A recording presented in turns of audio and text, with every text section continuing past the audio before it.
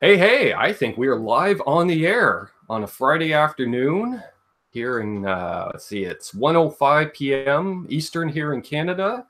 It is probably 7:06 p.m. local time for Mr. Henning Pauly, the man himself. Sorry, the stream was starting and it was loud, and I don't know how the technology works. So I had to make that quiet, and now I see you there, but then I see you up there. There's me. This is also confusing. Why Yes, don't we it just can. like meet and sit around a table, and everyone just comes and doesn't watch us online? Everyone that's in the chat now, just they come and we hang out at your place. Can't we do that? Sure. I have 2 acres of land out back. You know, everyone bring a lawn chair and Come on, lawn chairs, couple campfires, sure. vegan sausages, whatever the kids do nowadays, you know? I mean, Exactly. come on. It's all good. It's all good. Adam's see, everyone's asking if I'm in Hawaii. Yes, I'm wearing the Hawaiian shirt today, folks. Ben tried to go, crazy shirt, but it's, nah. Yeah, no. Even I'm very tame today. I don't even know what that says. What does it say? It says, oh, something happens. Happens. Ah, shit. I literally had to think about it now. Oh, yeah, and that's what I forgot to tell you before we started. I generally go PG on my channel, but you have carte blanche, sir, because you are one of the grandfathered in channels.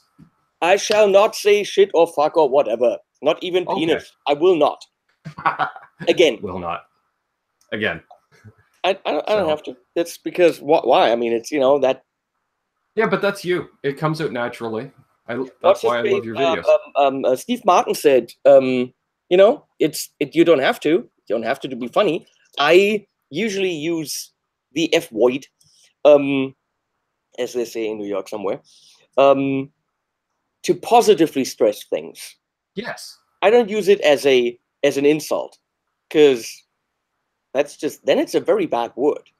Right. But I like to say, that's fucking awesome. Because that's actually more awesome than awesome. If I said that's awesome, there is a way to stress how awesome that is. And what stresses that more? That is it's ridiculously awesome. This is true. This is true. Which brings us to the point, is ridiculously awesome more awesome than fucking awesome? Where does it sit? Yeah, that's is we're splitting hairs more there. Than fucking? I mean, where does it? Yeah. Please comment on that. Let's see. We got 13 people watching already. Who do we have in here? We got Adam EVH, R2R3 Locking Nut, Mr. BHB, who I assume is nothing to do with their lives on a Friday afternoon. This is true. This is true. We got Groovy Ghoulie tuning in from the west coast of Canada. Broken Chains, Michael B. Awesome. Thanks, brothers. Lando, 27 Music. Always good to see it from the nation's capital. I'd like to know if these people introduce themselves like this at Burger King. Hi, my name is Lando 27 Music. I'd like a Whopper, please. Yes. That's good. Yeah. You wonder. I thought about changing my channel name when we started our weekly show, but then I was like, you know what? It's just easier just to have my name. And on then a most show with platforms, my name is Henning Pauly. Sure. That's pretty much like on Facebook and everywhere, it's Henning Pauly. And don't find me on Facebook and send me a friend request. Yesterday, I sadly had to erase, I think, like 400 friend requests. Wow. Because I'm getting close to the 5,000. Right. And when you hit that, you can't get any more. And I need to reserve those for business contacts, because through Facebook, I'm in touch with most companies, pedal builders, people from guitar brands, which I use that as a business platform. Sure. To, get the gear and make sure that I'm connected. Yep. So I can't fill that up with fans. And I hate it, because I don't want to reject anyone that wants to be friends with me and watches the channel and say, I'm Henning, you can't be my friend. Right. That's stupid, but they have that limit of 5,000. Right. Yeah. Yeah. Exactly. And it's funny that you mentioned like how much you use Facebook for business dealings. And even if, you know, if you look at YouTube as a business, even for someone like myself, like I get a few of my friends on here, and they'll say, like, you know, how did you get Henning on? Like, how did you contact him? It was like through Facebook, or whether it's you know, as a friend, or, you know, someone's public page, like Steve from Boston when he came on. I just merely contact him through his public page, and then, you know, wait for a response. I rarely use the public page. I do a lot through my personal profile, but I don't post a lot of personal stuff on there. Right. I post my videos, you know, a doggo once in a while. Sure. I don't make any major political statements. But Facebook, a lot of people give Facebook a bad rep, and maybe for a private page or personal life kind of stuff, maybe it's, you know, not in anymore and people use Instagram, whatever.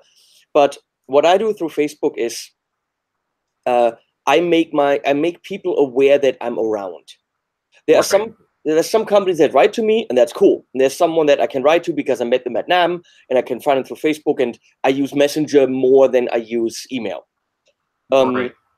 But some companies where I might want to get a foot in the door, Facebook is ideal, because if you befriend them or you like the page, and then you see a post they make, and then you just comment.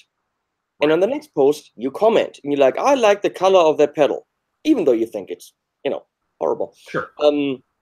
Or what a great grain on that guitar. So they keep seeing your name. And after 6 months or a year, they at least know you're alive. They might have seen your name a couple of times. They might have tried to find out who's this stupid HP guy or Henning guy that keeps commenting, that's that guy from the channel. All of a sudden, when you write to them, you're not a blank slate. You're not someone they don't know.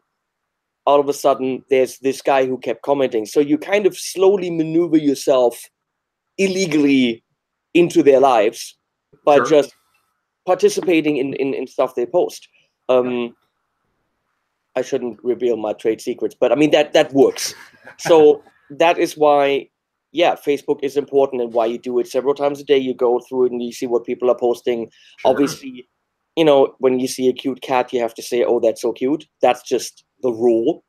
Well, yes. Yeah. But I agree. No, for doing what we do, it's a very essential tool, because I don't think you can do that through LinkedIn. Right. Which is the professional tool for making business contacts, not business contacts in the music world, where it's still a little bit more relaxed and loose.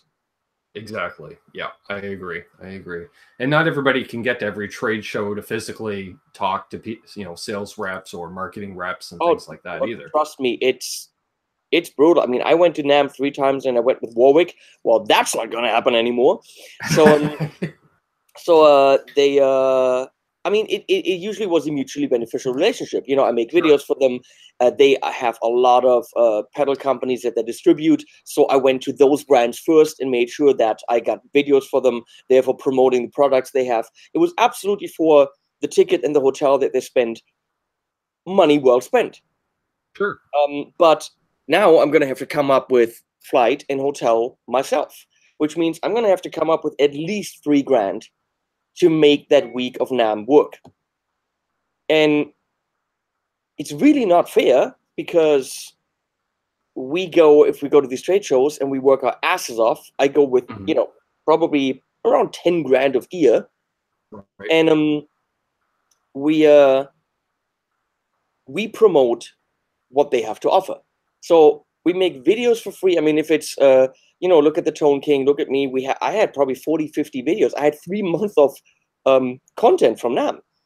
Right. So that's all free advertising for the brands. So I'm going to write to a couple of brands that I'm friends with, and I'm telling them that it would be nice if they, pitched in, chipped in, whatever you call it. Yep.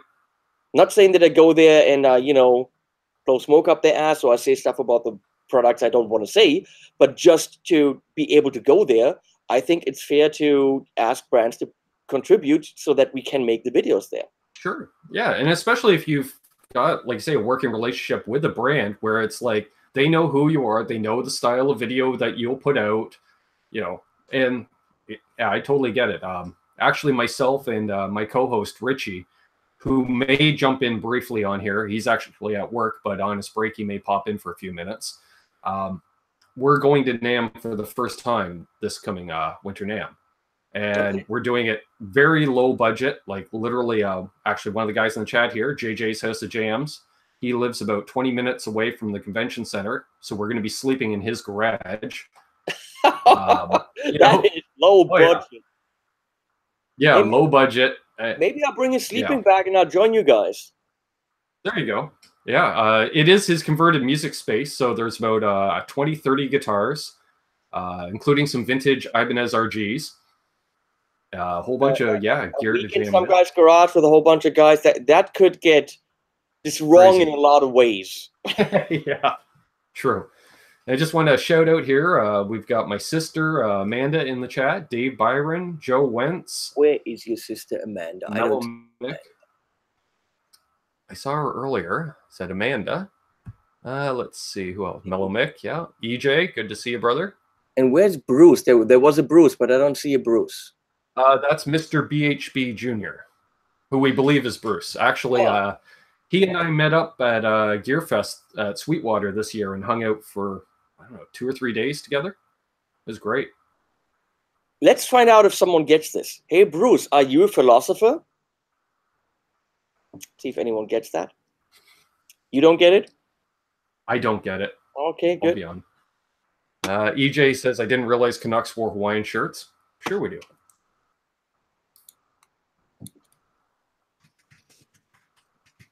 Apparently, Dave Byron says he's in your corner regarding GateCon.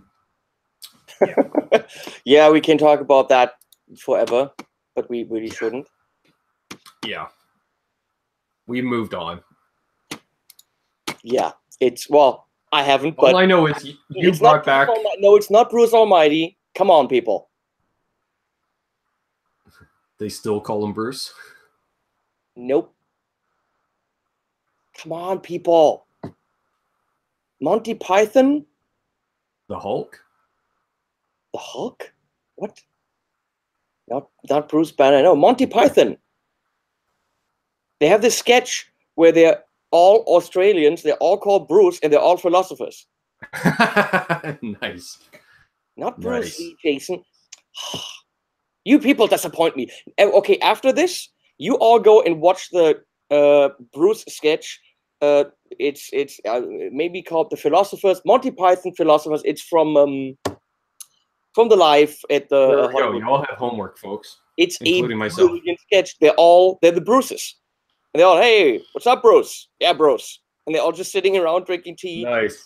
And it's a super highly intellectual conversation between philosophers who are all called Bruce, and they're wearing safari outfits. Nice. Because that's what that is.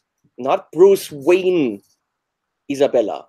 Isabella, that's a beautiful name. If you're a guy, I'm highly disappointed. Nice.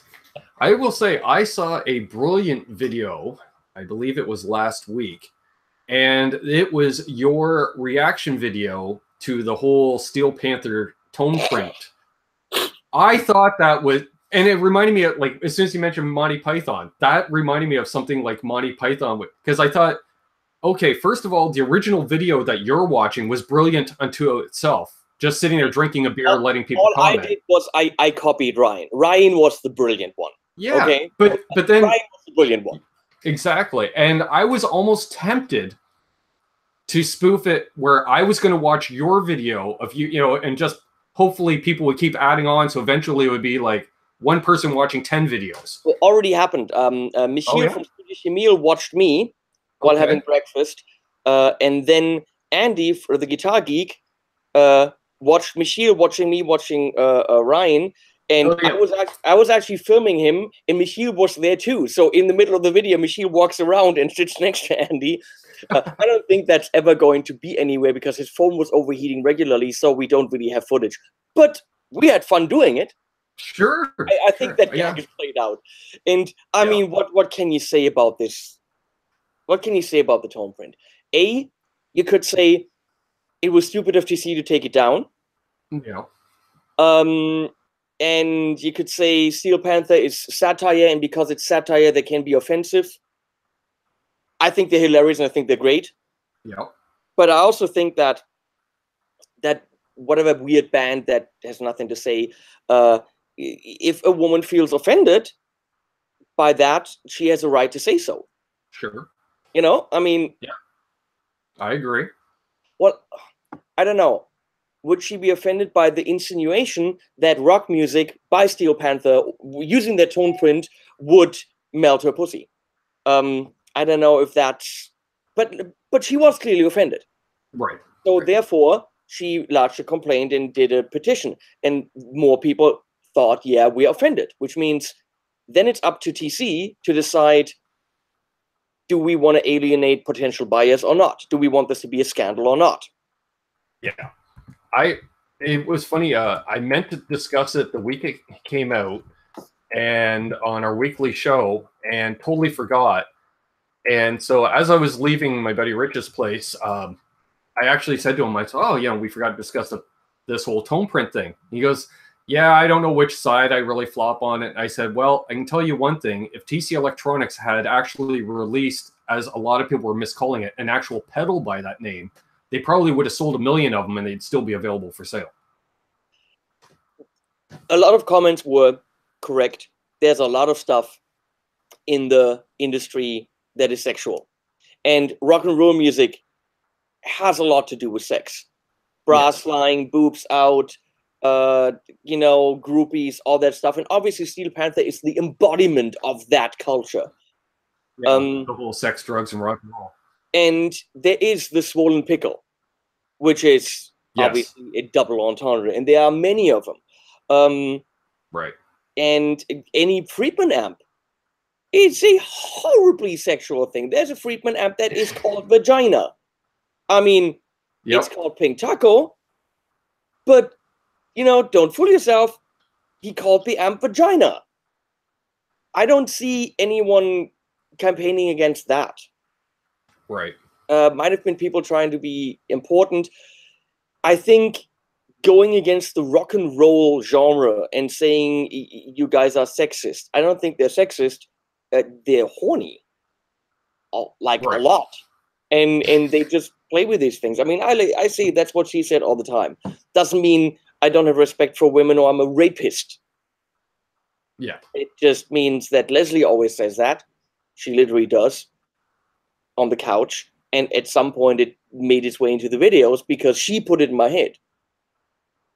So that turned into at some point of Robert Baker sitting next to me saying, because penis. I never said the word penis. I just insinuated. And then he said it, and all of a sudden the next day I have a shirt in my mailbox from some fan who made me a shirt that says because penis. But I can't be disrespectful to his gift, so I'm wearing it. And I wore it to a trade show.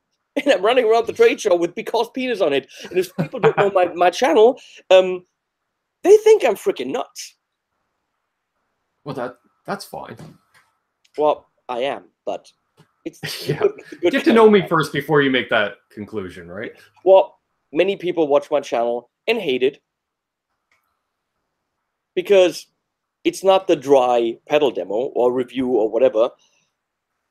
And if they give 2 or 3 other videos a chance, you'll start to get it, because I don't cater to the guy that watches once. I cater to the people that watch regularly, and therefore I address them. I do maybe a running gag that you don't get if you've never watched the channel. If I'm saying, oh, dude, that thing's really huge, and I just look in the camera for 2 seconds, you know what it's about. Of course, if you've never seen a video, you have no clue. Right. Yeah, so I agree. People get it if they watch more than one video. And if they still hate me, I totally get that. Sure. Yeah, just give it a chance. See, there is a sense of humor. Well, it was like when I mentioned to Rich that you were coming on, and he's like, why do I know that name? Why do I know that name? And I said, well, remember back in the day, I said, when we started hanging out about 5-6 years ago, I said, we'd be on YouTube looking at gear reviews, and it was literally the Tone King, Gear Man Dude, and then I said, the crazy German with the sweaters. And he's like, yes, I love that guy.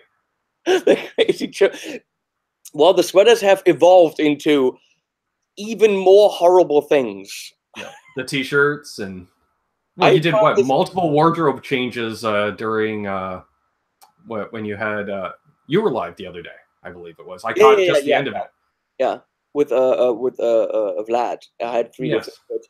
I found this weird Polish company that just makes the most horrific shirts, and they're ugly but expensive. Yeah. You got to pay for that level of ugliness. Oh, the sweaters are 65 euro. Okay, so that's about 100 Canadian. And then the T-shirts are 40 for a T-shirt. Wow, quite steep. But because I did a video with Nita Strauss where she's actually wearing one. I love that video. And she was such a great sport. She was amazing. And I told them, look, I got the guitar player from Alice Cooper to wear your shirt. So I'm not buying them anymore and promoting them because I promoted them quite a lot and I spent hundreds on these shirts. So I said, let's do something, you know, give me a promo code for my viewers so you actually see how many of my viewers come and buy stuff. But you give me the shirts. And they sent me 15 T-shirts. But I literally don't get paid, which I should, but I don't. Right. I just like to have silly things. Don't we all? Don't we well, all? The shirts are really silly. I like them. We got Guitar Hack in the chat here. Good to see you. He's actually making the drive down from Toronto to come hang out. We're going to hang out together this coming Tuesday. Awesome. Yeah. How far is that? Be 160 kilometers. You use kilometers in Canada? We do. We're fully metric. Way to go. Because, you know, it makes sense. No offense to our American viewers. Ones and zeros just make sense. Someone tried to explain the other system. I think Dave tried to explain the imperial system. Someone tried to explain to me why the imperial system makes. No, Michiel tried to explain that to me, but then I didn't listen. Nice. By the way, the video you put up today with the alpaca shirt was brilliant. I love the alpaca shirt.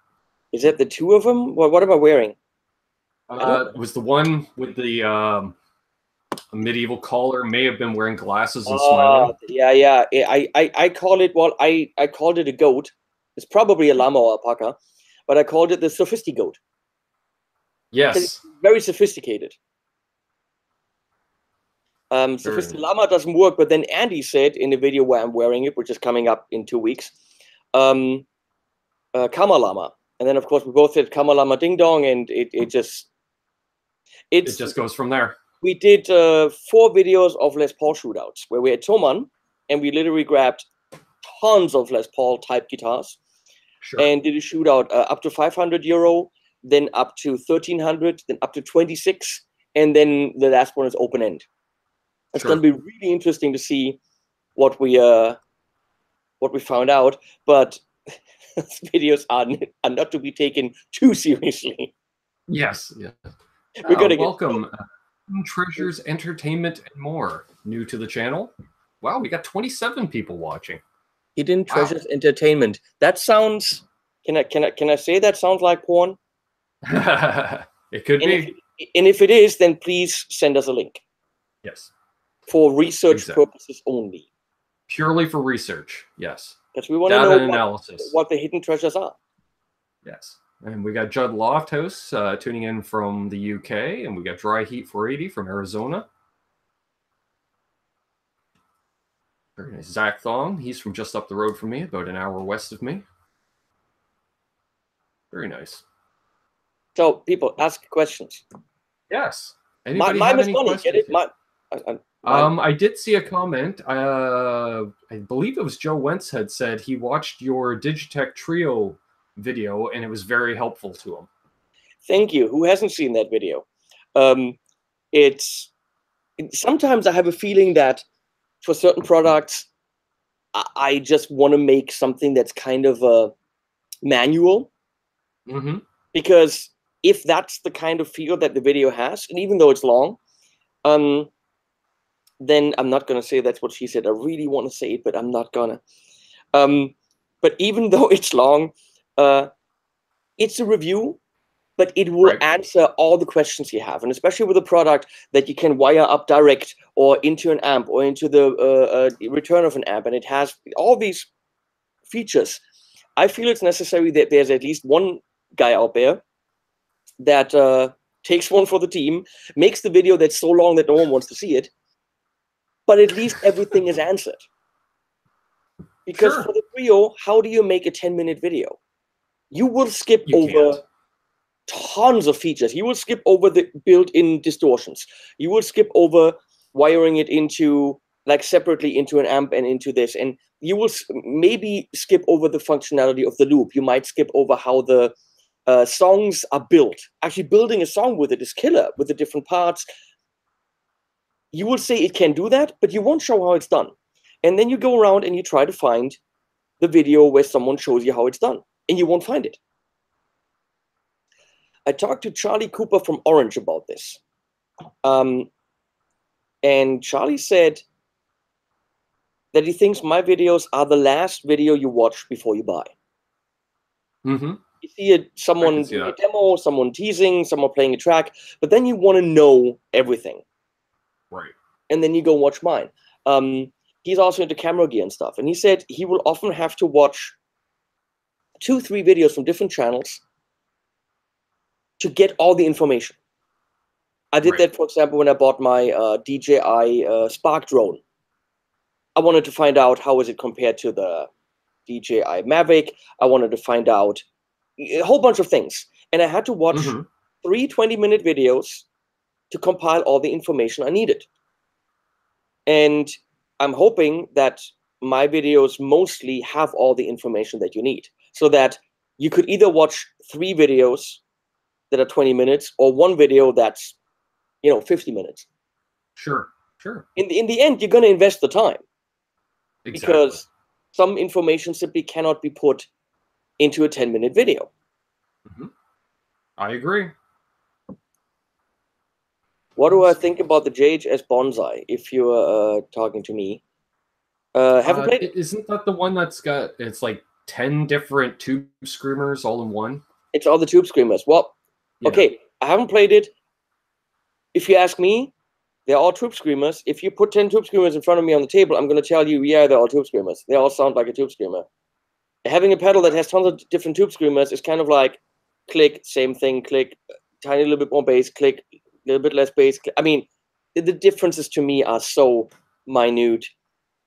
Get the tube screamer mini from Ibanez, good deal. Actually, realistically, get the Joyo Vintage Overdrive, $29. That's the one that JHS buys and mods, because the basic, the core of it is so good. Sure. It does the trick. One of my favorite ones is the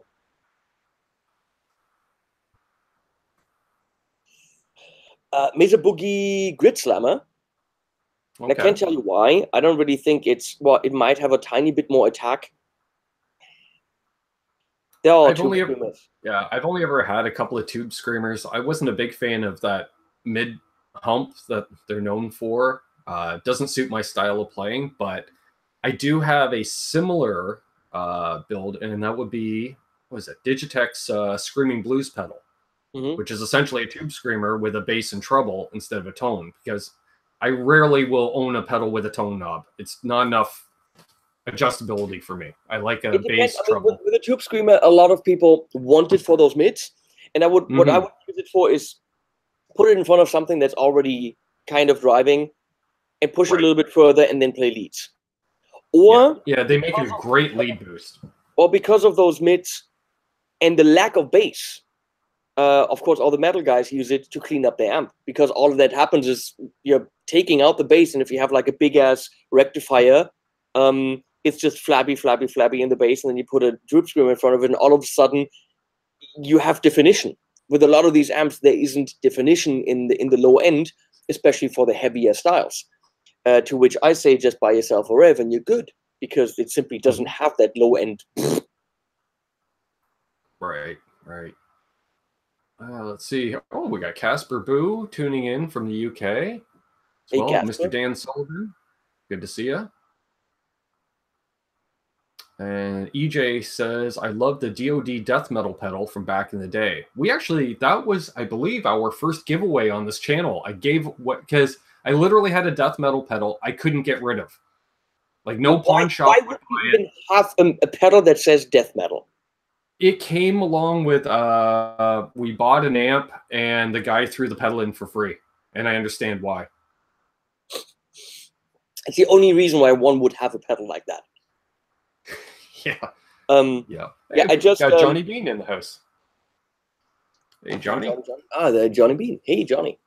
I just did a series of 7 videos, 3 bass pedals, where I'm actually switching, and Michiel from Studio Shamil is sitting here with Leslie doing the reviews, but he doesn't think bass players should have pedals, so they're really the most pointless and bad reviews you've ever seen. But I think they're fun. But I did 4 pedals. One of them is, and I can't do this because I have them here for Thomann when I do the official product page videos. Mm-hmm. So even though I don't get paid for these, I always think, well, I'll just go do an afternoon, shoot the videos, do 2 days of editing, but then I have some content, and I will be a tiny bit more critical or aggressive, let's say, with reviewing them than, if I'm working with a company. I'll still tell you what I think. What I wouldn't do if I work with a company is review a product where I actually would have to say, yeah, this is shit. Just don't buy it. Right. Then I tell a company, I'm not making the video. Okay. That's my courtesy to a company. It's no one's served with that. But if I just have something here and I have no relationship with anyone, I can say whatever I want, really. So I've got the Tony Iommi boost here from Laney. Oh, cool. And that is freaking awesome. Oh, if you're looking for a boost, get yourself this thing. It's got low and high, and it's got an M thing in the middle. I don't know what the M thing does, but even the Friedman small box got more articulate and had more attack, and even though you gave it more gain, the signal got more defined. This is the definition master. This is such a great pedal. Your amp stays what your amp is with more gain and more definition. Just you can beautifully dial in low and high gain. But then we have T-Rex right now has 3 pedals, or a whole bunch of pedals that are inexpensive. They're like $59 or $69. Nice. For T-Rex pedal. And so we did the Vulture distortion, which is okay. And then we did the Nitros hyper gain. Ooh. And first of all, you would think that there's more gain than any human being could ever want, but there's not. Okay. Then there was an amp where you put that in, and all of a sudden, nothing really came out other than a very, very tiny fizzle of sound. It didn't work with the Jet City amp, like, at all. And I had to say at the end of the video that this is a true contender to be up there on the pedestal with the Metal Zone. So that's my review of the T-Rex Nitros. Okay, yeah, it's not currently on display. I actually have a modded Metal Zone I can't get rid of even.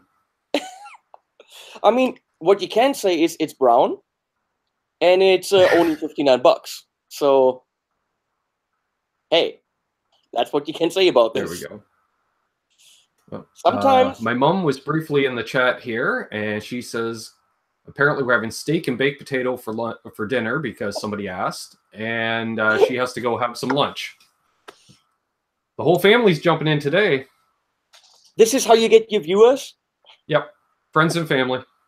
But we were up to 38 viewers for a while there. Where do we see how many viewers we have now? 19 thumbs up and no one's hating it. That is weird. Wow. Awesome. I don't see the thumbs ups. I just see the viewers on the bottom of Hangouts here.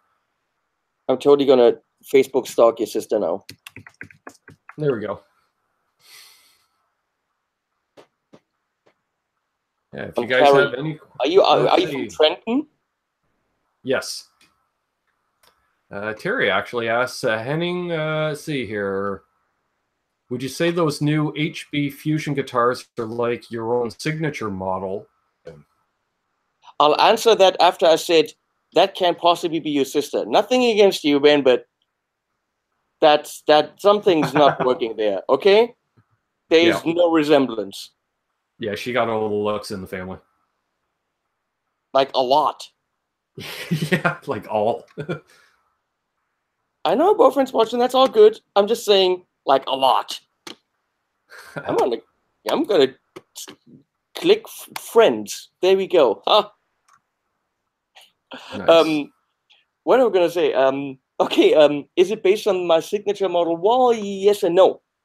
The shape is a little bit different on mine.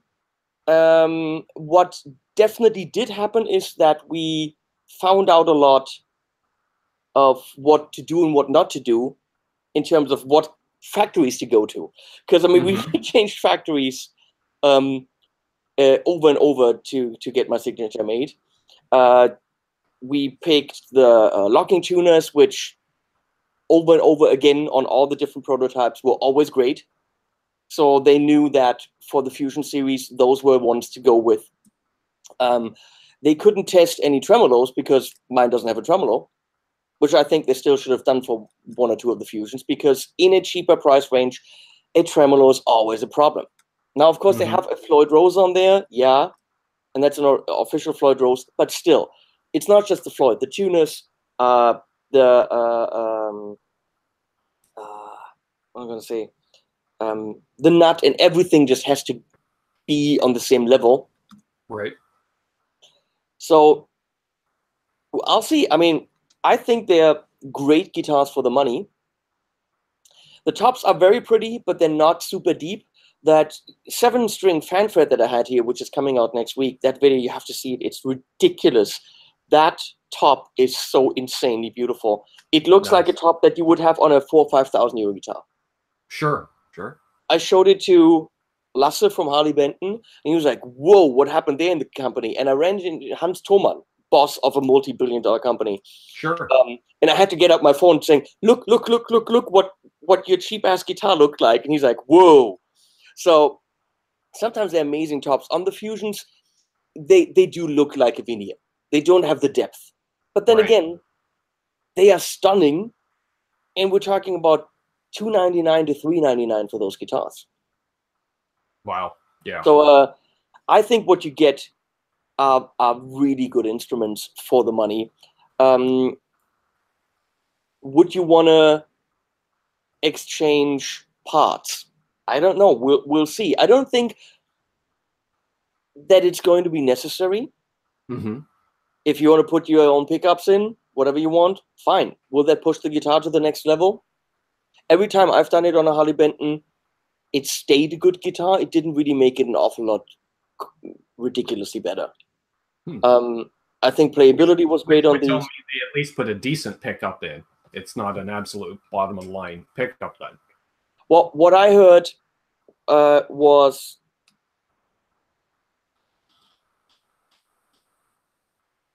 someone I heard from somewhere somehow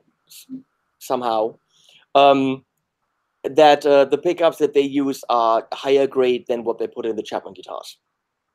Oh. And the Chapman guitars are considerably more expensive. They are Roswell pickups, and Roswell is a company in China that is the same company that makes Seymour Duncan. Okay. Now, that means you can't really bitch about quality or cheap Chinese pickups, because you're going to spend your $180 on a Seymour Duncan pickup as well. And they're, of course, Seymour Duncan are great pickups. Now it comes down to materials. Right. It's the same people handling it. It's the same machines. I don't necessarily think that they're going to screw up more on the Roswell than on the Seymour Duncans. It comes down to what materials do they use. Right. Ceramic, alnico, I don't know. Better magnets, worse magnets. I have no idea about these things. What kind of wire or copper, right. I have no idea. But I know that those Roswell pickups are pretty damn good for the money. Now, everyone's going to have their own opinion, and they want to put their preferred pickup in it. But do you exchange pickups in your guitars? I do. let's see. This BC Rich Mockingbird, I just put a set of FU tone pickups in it a few weeks ago. They were sent to me by Adam Reaver. Wonderful gift, and they play amazing. I have one of those, as we refer to them, as a Fibson Les Paul that I picked up off a friend of mine. I dropped a pair of Duncan 59s in it, and it plays amazing. How did you pick them? The Seymour Duncans, actually, I kind of fell into those because I traded a Nano Big Muff pedal for the bridge pickup, installed it, and then just after I started this channel, R2R3 Locking Nut that's in the chat here, he sent me a neck pickup that he wasn't using, so dropped that in, and then I was hanging out with Adam Reaver, and we were talking. It was like within a week of him releasing his new pickups, and we were talking about him and stuff, and he says, well, I'll send you a set to try out, because he was curious with all the research. The Mockingbird is a bottom-of-the-line BC Rich made out of plywood, and he's like, I've never heard my pickups in a plywood guitar. I'd be curious to know how it sounds.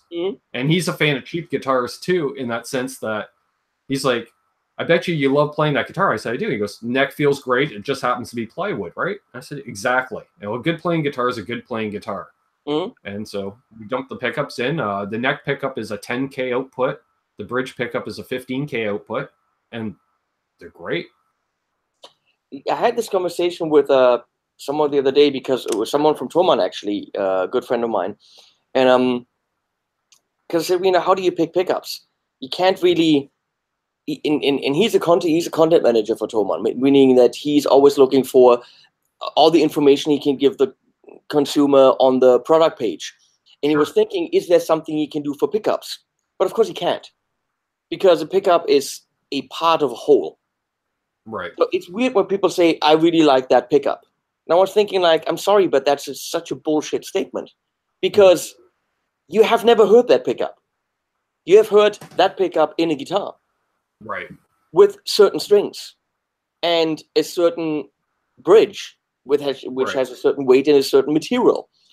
And someone attacking it, which might not be you, but someone with a certain pick playing it. Right. So you've never heard what that pickup sounds like. You've heard it in a sum of a whole. Right. So yeah, saying I really like that pickup, what you mean is I like that pickup in that constellation. So it's really kind of impossible to buy a pickup and say, I like this, it's going to do that job in this instrument. Right. Right. Which yeah, is, I would say the only person that can kind of, you know, when they tell me they like this pickup versus that one is like Phil McKnight tests all of his pickups that he gets in the same guitar, right? He uses his copper Strat, I believe, and he just puts a loaded pick guard in, you know, of whatever pickup configuration. So at least that way he has his base model guitar and should be able to A/B the tonal difference. absolutely. And even then, you know, you can kind of go on what he's saying, you know, like these pickups might have a bit more of a mid push. These might have more low end. Who's to say? But at least he can give you a kind of an idea, right? It would have to be the same amp. It would have to be exactly the same strings. Right. He has to have the same kind of a day as a player. Because I have days where I sound pretty damn good, and I have days where I sound like shit. I have a lot of those shit days. Yeah, yeah, you and me both. And you have to have the same pick. It's all, I mean, really realistically, how we buy pickups is gut feeling. Who played it? Those are the whatever, something that Bonamassa talked about, or it's his signature set. You know, there's a lot of signature pickups. Right. Or we like to buy DiMarzio's because we grew up with Ibanez and Paul Gilbert and Satriani and Vi. They all had their the DiMarzio's, and it's just to feel that DiMarzio is the pickup to get. And then we have, of course, or like all the guys in the late 70s, early 80s, all the Les Paul players that put a super distortion in the bridge. Of all I don't these, even know that word that you just said. Apparently, now I learned something. Yeah. Yeah. So the two mods everybody did to 70s Les Pauls was replace the Kluson tuners with Grovers because they held tune better, and pulled out whatever bridge pickup was stock and put a DiMarzio super distortion in the bridge. Okay, I had no idea. And that was kind of your, you know, LA Sunset Strip glam rock kind of sound. Well, in Germany, you know, we have a lot of like high-end luthiers, And of course, they're going to say, well, Lola is the thing. Everyone's like, Lola, Lola. Of course, Jason Lola makes great pickups, but they also have to land in a good guitar. Right. And then one of the top guys here is Harry Heusel. If you have Heusel in your, for example, Hartung guitars or Nick Huber guitars, he'll often have Heusel. That is like the super high-end handmade shit. And they're great, but are they so great because we regularly only hear them in high-end guitars? Because who buys these pickups? You will not find an Ibanez or a Gibson or any lower-grade guitar or a Schecter, whatever, with Heusel pickups, because this is a German pickup builder who makes very small quantities. So therefore, you find them in high-end guitars. So do we think that Heusel pickups are the shit because we only hear them in super high-end guitars? Right. Or are these guitars super high-end because they have these pickups in them? Or is it both? It is really difficult. When companies write to me saying, can you do stuff for pickups? There's so much, just not even personal preference, so much that I can't voice. Yeah, so many variables, like you say. I can't really give you the information that you need. Like, I did 3 videos for the Fluence, and I'm pretty sure the Fluence are great pickups. They are very clear. They'll stay very clear and defined and have string separation at high gain. That's all good. That really ridiculously expensive Greg Koch set for his Charlie. I put that in a Mexico Road Worn. It didn't make the guitar any better. And the set was like $400. I put them in a Harley Benton. Of course, we did a lot of stuff to that Harley Benton. So the other stuff might have made it better. It was a pretty good guitar to begin with, and I replaced them. I put the Fishman Fluence Modern in my PRS SE 250, which is an amazing guitar. And yeah, that got clearer and more defined. It lost a little bit of its muddy kind of oomph, which was also nice. So I'm not going to say it made it better. It made it different. And I think that's what pickups usually do. They make it different. Unless you have really, really, really crappy, really, really cheap ones, which will just sound thin and crappy. But we're talking about guitars for like $100. Very nice. Yeah. So it's very difficult with pickups when people ask me, what pickups do you like? I like the pickups that the luthier picks for the guitar. Right. Yeah. I like that idea too, because he's going to choose what he feels is right for the instrument he's building. Yeah. And I just want to welcome Simon Williams to MPEL Guitars as well. Good to see you. And they're mentioning another upgrade a lot of guys did back in the day, which I've done a bit on one of my guitars, is brass parts, brass nut, brass saddles. I actually put a brass nut in one of my Telecasters. That's something that apparently is on all the Chapmans, like brass saddles. Could be one of the reasons why they sound rather thin. Not what I'm saying, but that someone that builds guitars that I talk to is saying that because they all have a very unique thinidity to them. Very, very bright, a lot of attack, but the body of the sound is missing. That might be the brass, but what do I know? I really know nothing. But Sabine Popescu, that's a beautiful name, said, what pedal do you think sounds best with the Victory V40? Well, the Miku pedal sounds really good in it. I would go for that. I've never played a Victory amp, so I don't know. Well, you need to be a little bit more precise, Sabine. What are you talking about? Overdrive, distortion, boost, delay, modulation. Yeah.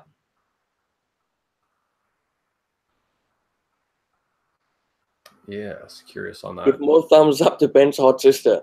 Yeah, I'm supporting that. I don't know what to say about that. Yeah, nothing. You're out of the conversation, Ben. We're just talking about this. Can she just why can't you just come in and we continue with her? Because I think everyone would very much appreciate that. Does she know anything about guitars? She just likes guitar-based music. She's a huge music fan, big supporter of the channel too. Well, that's nice. Yeah. Oh, got a couple new subscribers. Thank you guys. And somebody messaged me. He's trying to get into the chat. He's really enjoying the show. A friend of mine down in North Carolina. Sabine said overdrive. Okay, let me talk about the Victory V40. The Victory V40 is meant as a pedal amp. That's the whole idea of that amp. It is clean only, and it has voicing 102, which is different kind of mids. But the whole idea of this amp is clean 4 pedals at $1,000. I think it does an okay job at this. When I switch with my switching system and I get to the V40 with any kind of overdrive, distortion, or boost, I always notice a dullness, a dullidity, a dullesquitude is, I think, the word on Wikipedia that you will find. It feels a little bit as if it's still very dynamic, and it actually works with the pedal beautifully. No pedal gets twisted. There's amps that all of a sudden just like don't like the pedal and nothing comes out, or a fizzle comes out. It works great with pedals, but always kind of rounded off high end. It feels as if all of a sudden, compared to other amps, you're throwing a blanket on the speaker. Okay. Now, knowing that, I always have the treble. I'm looking at it right now.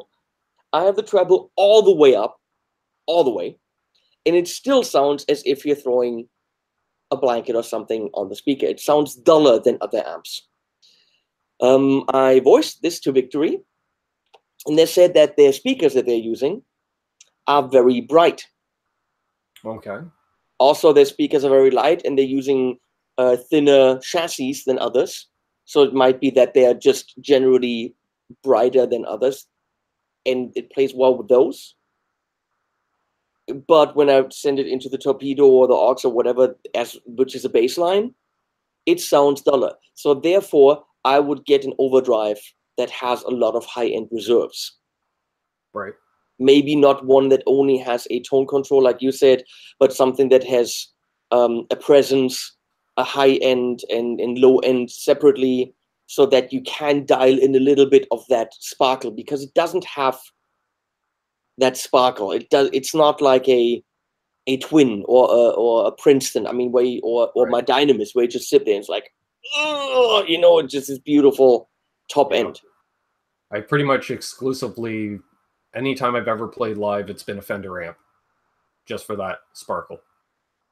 So yeah, I would go for something that has that, like, let me see, overdrive. Where is it? Does it have? I'll be right back. Okay, I'll be here. Yeah, the Warhorn. The Warhorn by Walrus Audio has bass and treble. Yes. And very transparent, whatever that means. But it's not a thick in the mids kind of a thing. It adds beautiful sizzle to sounds. This is one of my favorite overdrives. Absolutely recommended. With Walrus Audio, try to stay away from distortion, because they don't know what that means. they literally don't know what distortion is, because it either turns into a fuzz or just some muddy kind of soup that's right. If you anything that's like 80s, we're talking like 80s rock or metal, sure. They don't. Bless you. Thank you. That's not their world. So if you expect that, none of their distortions will give you that. They'll give you fuzzy distortion, like the red pedal or the what's it called, the Iron Horse. It's very sludge or whatever. Sure. But their overdrives are always phenomenal. So nice. Go for that.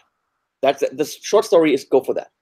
I haven't tried any Walrus Audio stuff yet. Unfortunately, living in a small town, you don't get your hands on a lot of stuff. But fortunately, and we do have a couple channel sponsors, renofin.ca for custom guitar builds, out of Victoria, BC. But Arden's Music is a buddy of mine, Sean Lewis. He's the second gen owner of, they have 3 mom and pop stores, plus an online presence. And fortunately, anything he carries, I get to try out. Nice. And that's where we do a lot of like the product demos, similar like where you go to Tillman. We go, because they offer lessons there, we grab one of the lessons rooms, grab some gear off the shelf, and yeah, I've seen just that. have fun. Yeah, that's of course, if you have that ability. I mean, if I lived close to Toman, I'm 3 hours away. Okay. But so I'm there very rarely. But if I lived close to Toman, I could just go over there, grab something, make a video. Would be amazing. Of course, any channel that has that ability, any channel that is linked to a store, like Andersen's, obviously they have the newest stuff. They have all the connections already to all the brands. Yep. So for me, half the day is email, Facebook, and phone, trying to convince companies to send me stuff. Right. Whereas with Andersen's, it's already scheduled to be there because they're a store. Of course, now it's a little bit different because they also make the videos, but Toman, the same thing. So if Toman wants to make a shootout video of 4 different guitars, well, they'll just go and grab them. Right. If I wanted to do a shootout between a Fender or whatever and a whatever and a whatever, we're talking a week. We're talking a week on the phone to make them send me the guitars. And the benefit to me at the end would be almost nothing. Because if I'm doing a shootout like this, I can't charge company A, B, C, and D for a video. Because I'd be happy if they sent me guitars. I can do the shootout. It goes back. I have to go to the post office, pack them. I mean, we're talking a huge undertaking. Benefit to a store is that they'll have links to all the guitars and they'll sell the guitars. Right. And whatever guitar from the shootout they sell, well, they've sold an instrument. Benefit to me with something like this is, of course, getting clicks and, you know, doing something cool for the viewers, which I can't eat. Yeah, yeah, I hear ya. Yeah, well, like I'm about what, 6 months into this channel. I had built one relationship with one effects pedal company out of Montreal, Outlaw Effects, and that was only because, again, Arden's was already carrying their product, so we decided, you know, they're sort of like Joyo, you know, entry-level micro pedals, and so we thought, well, let's grab some of them and do some reviews because we like to support a Canadian company, especially. And then we ran into them at an event called Music Fest north of Toronto. And the guy was shocked that we were reviewing their videos, let alone we gigged with some of their pedals and stuff like that.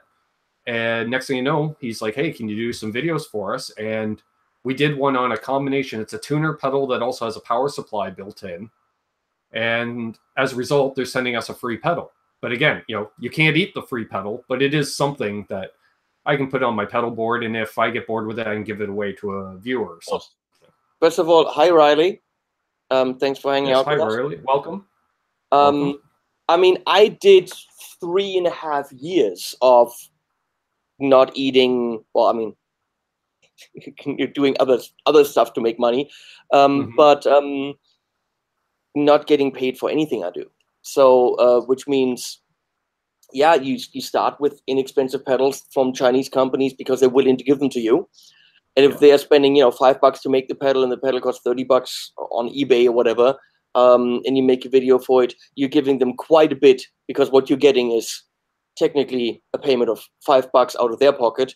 The pedal has a value to you on the used market of maybe $20. So it has no value because it really doesn't make a lot of sense to, you know, ship a pedal to someone. Sure. You get $20. So that's how you start. Inexpensive brands that are willing to give you stuff, or the small pedal builder that doesn't get to the bigger channels or doesn't have the money to get videos made on the bigger channels, and you start with those. And if I have a small pedal builder that writes to me, I'll always try to make it work for them. I'm not going to charge them the same that I charge Ibanez or Vox. Whatever budget they have, we'll work it out. And sometimes I don't charge them anything. You know, it highly depends on who they are. What I do react very allergic to is when someone wrote me years ago oh yeah, let's do something. And I told them, yeah, send me the pedals. And this happened with several companies. I said, send me the pedals, and my payment is that I get to keep the pedal. Ooh, well, the parts in the pedals are rather expensive, which of course is bullshit. Okay. Yeah. Okay, no parts in any pedal are so expensive that you can't leave me the pedal for my service, which is also work and quite expensive considering camera gear and all that. Sure.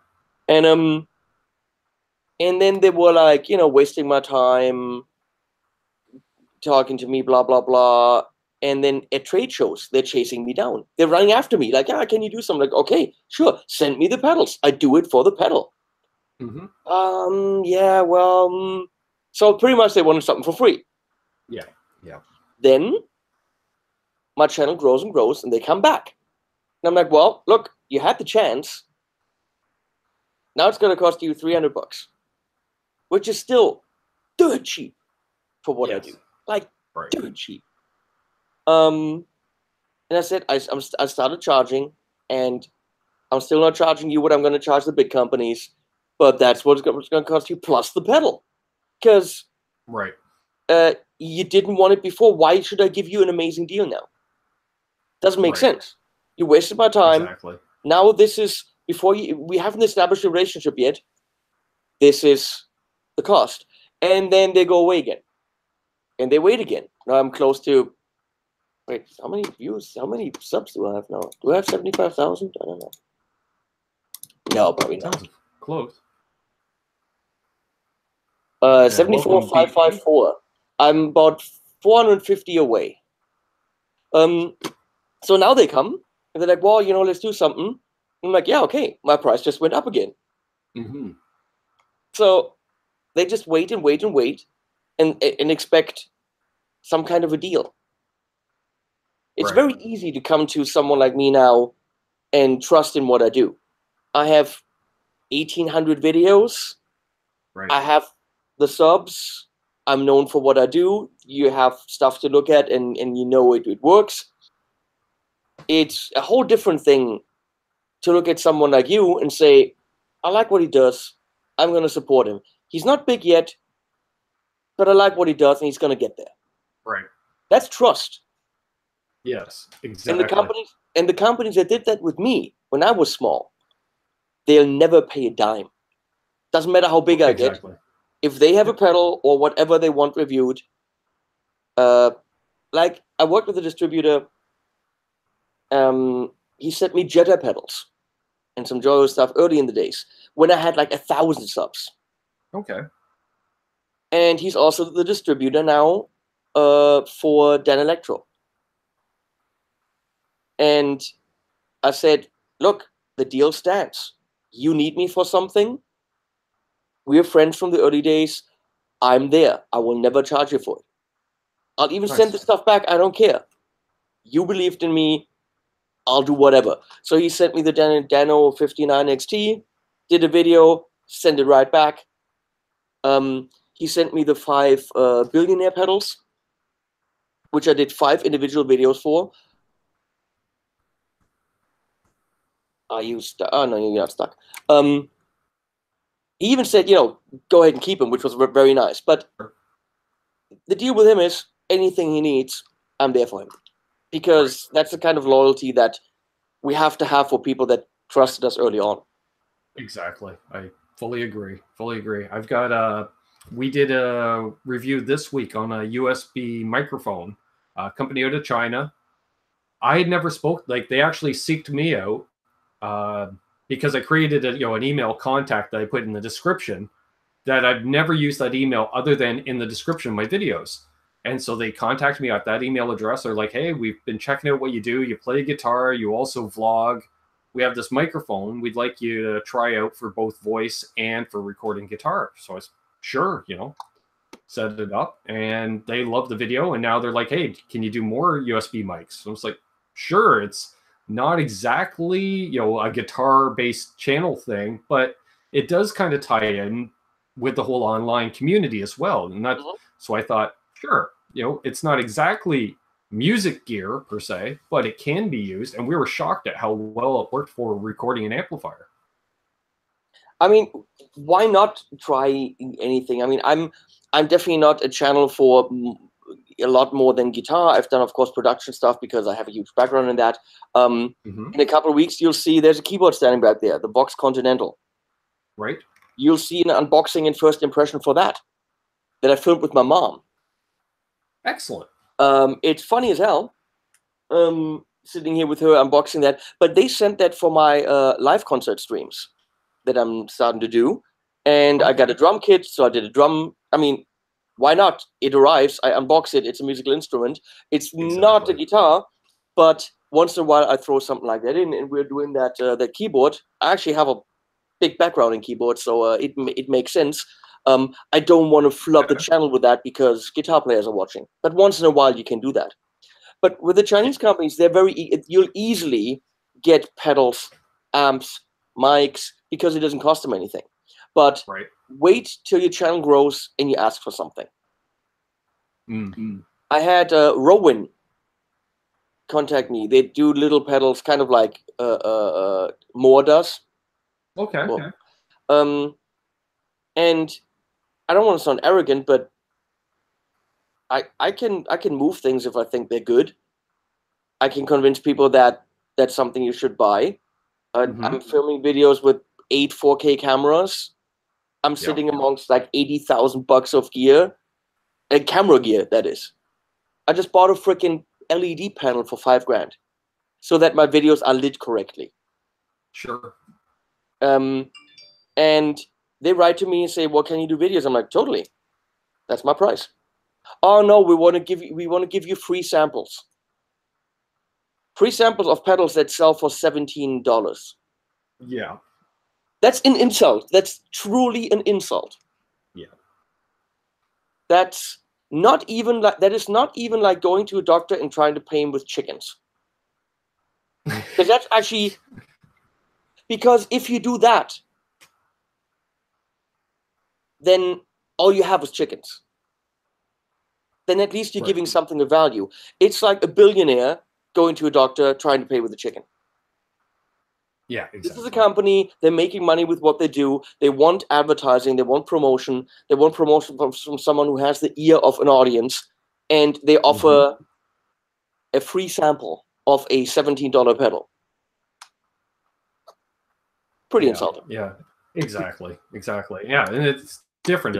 Like someone like that contacts me, and even then I'd be like, well, I'm keeping the pedals because I want some kind of a compensation for minimum time and effort. Yeah. It's like I was talking with a friend today, and they were like, "Hey, we need to get together. What are you up to today?" And I was explaining, "No, I'm doing YouTube today on day off." But I said I've been really busy because I work basically a full-time day job. I put in X amount of time per day into YouTube, plus I play in a band, so 12-hour days is normal for me. Oh, same here. It was, what's the day? Friday. Wednesday was my birthday. And I'm sitting here editing on Christmas, New Year's. It doesn't matter. I have 10 to 12 hours. Whether it's shooting videos, whether it's trying to talk to companies, editing.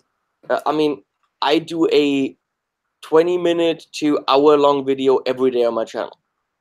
That's a lot of content to create. And if I want to go somewhere like go to the Thomann flea market, I have to make sure if I'm there for 2 days, I come back with at least 2 videos. Or I've produced stuff on other days where during the day I could create 2 or 3 videos. So if I really want to take a vacation, like in September we're going away for 4 days, I'm going to have these videos produced ahead of time. Right. And I agree.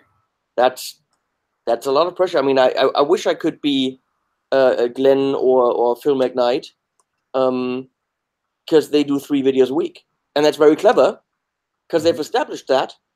They probably get more clicks for each video because there's less videos. Because people can't possibly watch everything I do. And they have less pressure to do a daily video. Right. And possibly even have a possibility to create better content because they create less of it. I'll film whatever. Yeah, I average 3-4 videos a week myself. Like we do a Thursday night live Q&A / week in news, whatever. That show I do with Rich every Thursday evening. And then Sunday nights I'll go live, sometimes by myself. It could be like doing a guitar repair or a live Q&A where people will jump in as well using Hangouts. And then usually once a week on a lunch break at work, I'll go live for 20 minutes, half an hour, and just shoot the breeze and maybe play some guitar, because using the YouTube app, it's reversed, but at least you can sit there and play guitar and it comes through and it's not sounding like it's underwater because it's all compressed. I mean, I've just recently started doing live streams, but I try to do the live streams at least on the level of what I usually do. So I try to have all the cameras going and have like live switching and do the same thing. Sure.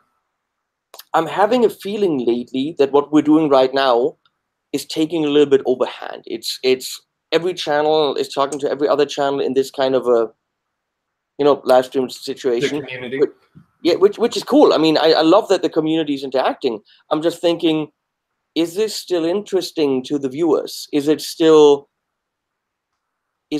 content? Let's we'll pose that question to those in the chat. Well, let's not talk about the community. Let's just talk about guitars. I'll show you something, and we'll get the comment from the community. Thank you for everyone saying happy birthday. Look what I got. Ooh. Is that triple lipsticks? That's lace aluminum. Ooh, wow. Headless fan fret. 7-string. 7 strings? Jeez. Wow. That is a unique piece of machinery right there. Oh, wow. That's metal crazy. plate. Most certainly an very unique instrument. And if you're playing up here, of course you can't put your thumb around. Right. So having this thing down here is not gonna happen. So right. You play this really high up, kind of like in a classical position. Okay. And then of course this feels very natural, but you have to have it in a kind of classical position. And it's really well made. This is the production line. When they're called class guitars, CLAAS. Classguitars.de, I think. So when you get the custom build from them, of course you can pick whatever you want. They go up to like 10, 12 strings. They'll build whatever. Fan fret, no fan fret. The custom ones usually have 5 or whatever many piece necks. This is the production line, which means they can build these at $1,000 cheaper. Where, of course, you don't have options. And Toma now just started selling these. And it's always the same shape, same pickups. So no options. 1-piece necks. But because of no options, they're able to make just a whole bunch of them in one go. And that enables them to offer them cheaper. So this 7-string will be $23.49. Wow. That's not a bad price. No. But there's a lot of stuff going on there. If you look at it, do you see that something's missing? Well, let's see. Yeah, where's the pickup selector? Exactly. That's something I have to get used to. It's kind of a little bit of a sad thing because it's a push-push.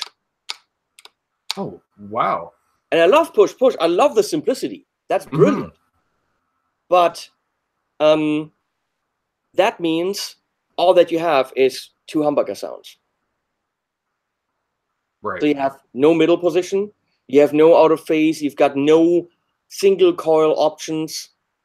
You literally have a guitar that's a 1.5 trick pony. Let's say that, because of the way that it's built, this isn't as far away from the bridge humbucker as it usually is.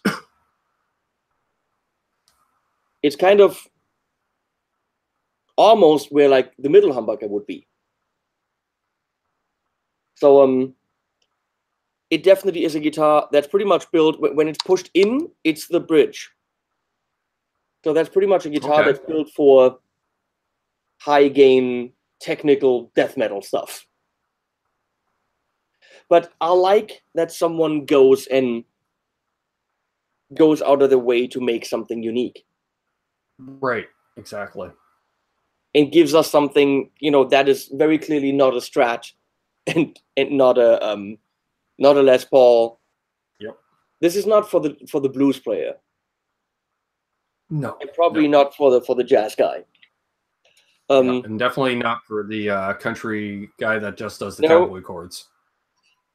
I'm still the whole headless multi-scale. Everything feels as if I have to move my playing position a little bit to the right. I don't know if you can see that. Yep. Here we go. Yeah, I have to move my. If I want to rest on the bridge, usually the bridge would be, well, kind of here. Right. And then you'd be playing here. But as you can see, I have to move my whole playing position a little bit to the right. So everything changes a little bit. Right. So I'll give this a whirl, and I'll play for it a couple of weeks. I did an unboxing and first reaction yesterday, and I'm choosing not to use that. Okay. Because the first reaction to this is weird. And also, I'm picking on a couple of things, like there's a little ding here, and this backplate is too far in. But then I called him after I filmed it. And all the things I usually pick out on guitars and I'm bitching about. But then I find out, well, that's one of the first production lines that he made to even test the whole production line process, and one that was already sent around to a couple of YouTubers and that he played in a couple of gigs. So any ding that I pointed out isn't fair, because that's not a ding that's coming from the factory. That's a ding that happened in real life situations. Right. So I didn't know that. So I pointed that out. So if I released that video, it would look really bad for the builder, when in reality, well, it looks bad for whoever played it and dinged it. And without having experience with this guitar, putting it on your lap and saying, you know, giving it a first reaction isn't fair with something that is so out there. Right. I agree on that. Yeah, if you're grabbing just something Strat-based or... yeah, I can react to it. Reacting to this, I have to play with this for a couple of weeks. I'll use it in produced tracks, and whenever it makes sense to use this, I'll give it a whirl. Also, with those lace pickups, they're very microphonic, so you have to play very flat, because if you hit the pickup with your pick, you hear clicking. Which usually, I think, for the builder, isn't a problem, because he's probably never on the neck pickup. Right. So if you're back here and you put clicking on the neck pickup, of course you won't hear it. So this is definitely a guitar that 99% of the time is probably played with high gain in the bridge position. I'd agree. Yeah. Mellow Mick is asking, how many frets is it? 24, which that's also something in the unboxing, which I now erased. I said it's 22 because, look at it, the last fret is a single one. The last dot is a single one. Right. And I didn't even count. I just saw the last dot as a single one, then I said 22. But of course, it's not. So it's 24. And obviously, you can easily get all the way here to the last fret, because, well, there's nothing holding you back. Yeah, literally. So obviously, actually, up here, 24th fret, yeah, a little bit. Yeah, you're already with your hand here, but 2 frets below, you're playing as freely as anywhere else. I don't quite know why anyone would, but we're not bats. Right. I don't even I don't even think I own a 22 fret guitar. I think all my guitars are all 21 fret. I never play up there. I never get past the 15th fret anyway, so. how can all your guitars be 20, 21? Telecasters, okay. mostly. Telecaster, Strat. Yeah, the Mockingbird's 21. Les Paul's 21. Yep. Les Pauls have 21 frets? I'm pretty sure they do.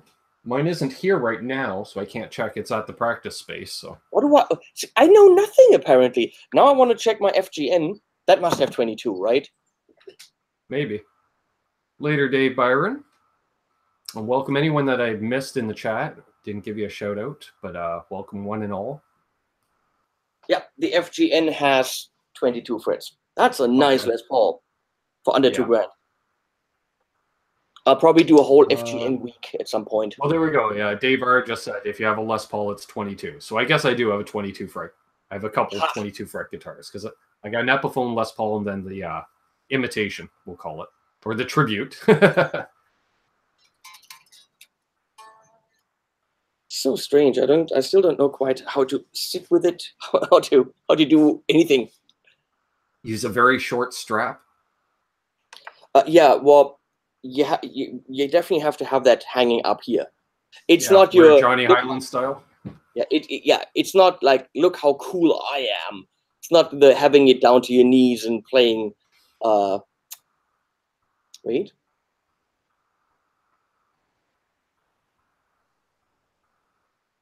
That band, Ramones. Thank you. Okay. Ramones playing Ramones riffs on it. I don't think so. Yep. Yeah, that's true. Yeah, when I talked to the builder yesterday, he said, well, his genre that he usually plays is technical death metal. Technical death metal. He described it as a lot of notes that have nothing to do with each other and it's completely unmusical as fast as he possibly can for 45 minutes, and then it's about time to stop. I really loved how he described it. He wasn't like trying to tell me that it's like this really valuable music. He's just like fast, complicated, musically unrelated notes. Sure. Let's see. Dan Sullivan says his favorite guitar that I've seen of Henning's is this Framus. That is gorgeous. That is now in Belgium. Oh, there we are. Someone did pay me $5,000 for it. It is an amazing guitar.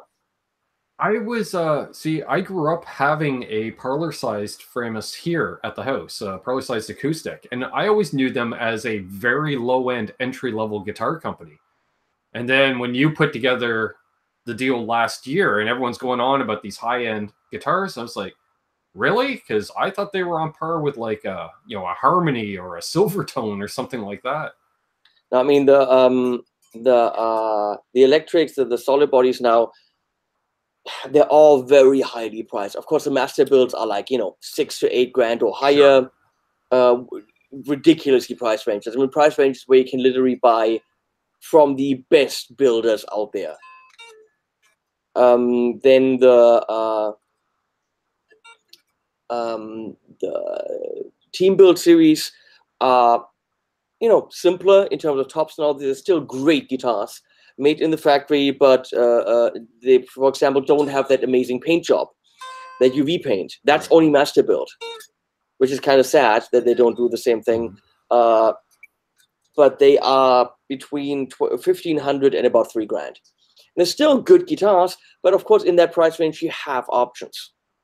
PRS is already starting there. In that price range, you definitely have options. They are good guitars, though.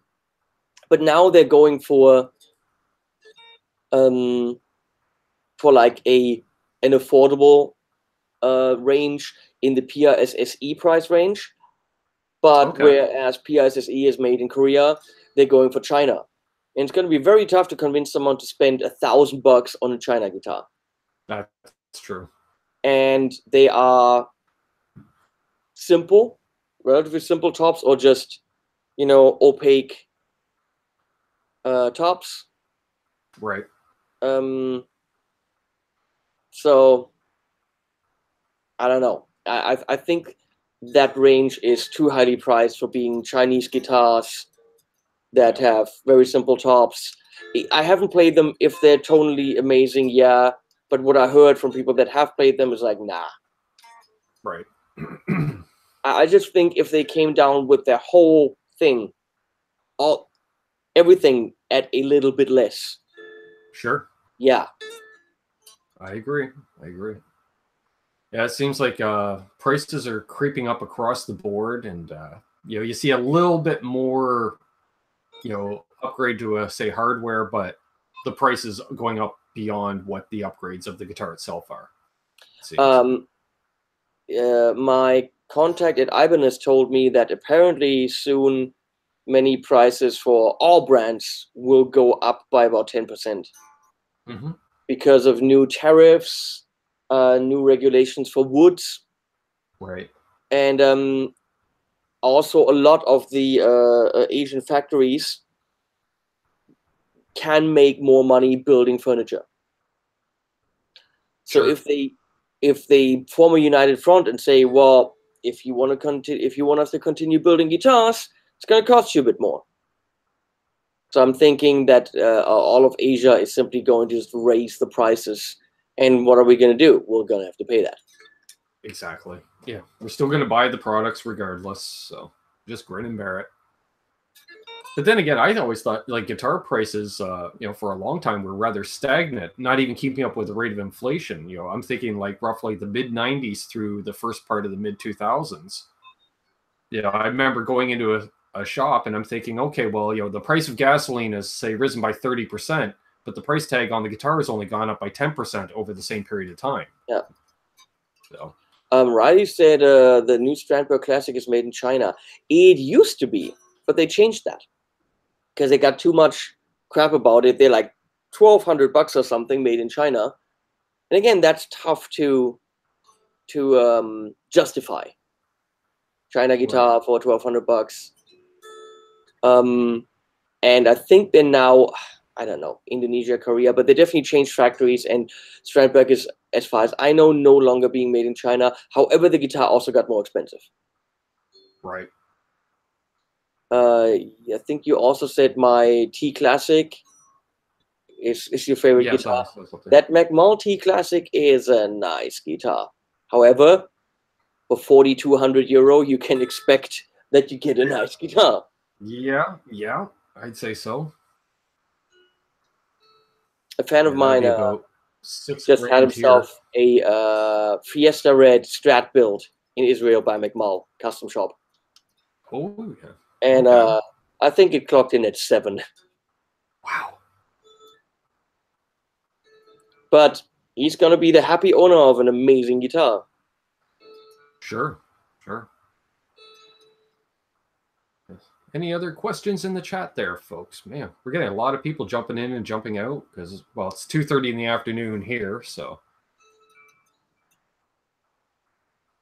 Apparently, Amanda also has nothing better to do than watch us idiots talk about guitar. Yep, pretty much. So, she's got the day off. I'm guessing my niece might be taking a nap about this time of day, so. So yeah, I'm waiting on Harley Benton DC Custom and that semi-hollow Harley Benton 35 Cherry plus Per Henning's Advice. Both of them great choices. The DC Custom, what color are you getting that in? I've got the white one. And that's a great guitar. And the HP 35 Plus with a single coil option is just killer. Nice. I was just going to say to Amanda, she said she's folding laundry. I was going to say you could literally be conjugating verbs and it would be more productive than watching us. Sit there and conjugate verbs that, you learn something. Whereas from this, not so much. Exactly. Pal Guitar PRS Modern Eagle, Henning? That's still my go-to guitar. If I could pick one guitar, it would be my Modern Eagle. If I had to go to some island or something. Of course, not a deserted island. We're talking about an island with, nice catering, pool, taxi service. Yep. Not just me. Like that. So yeah, that's this one. I don't quite know how to put this in a stand yet. I don't have a stand for this guitar.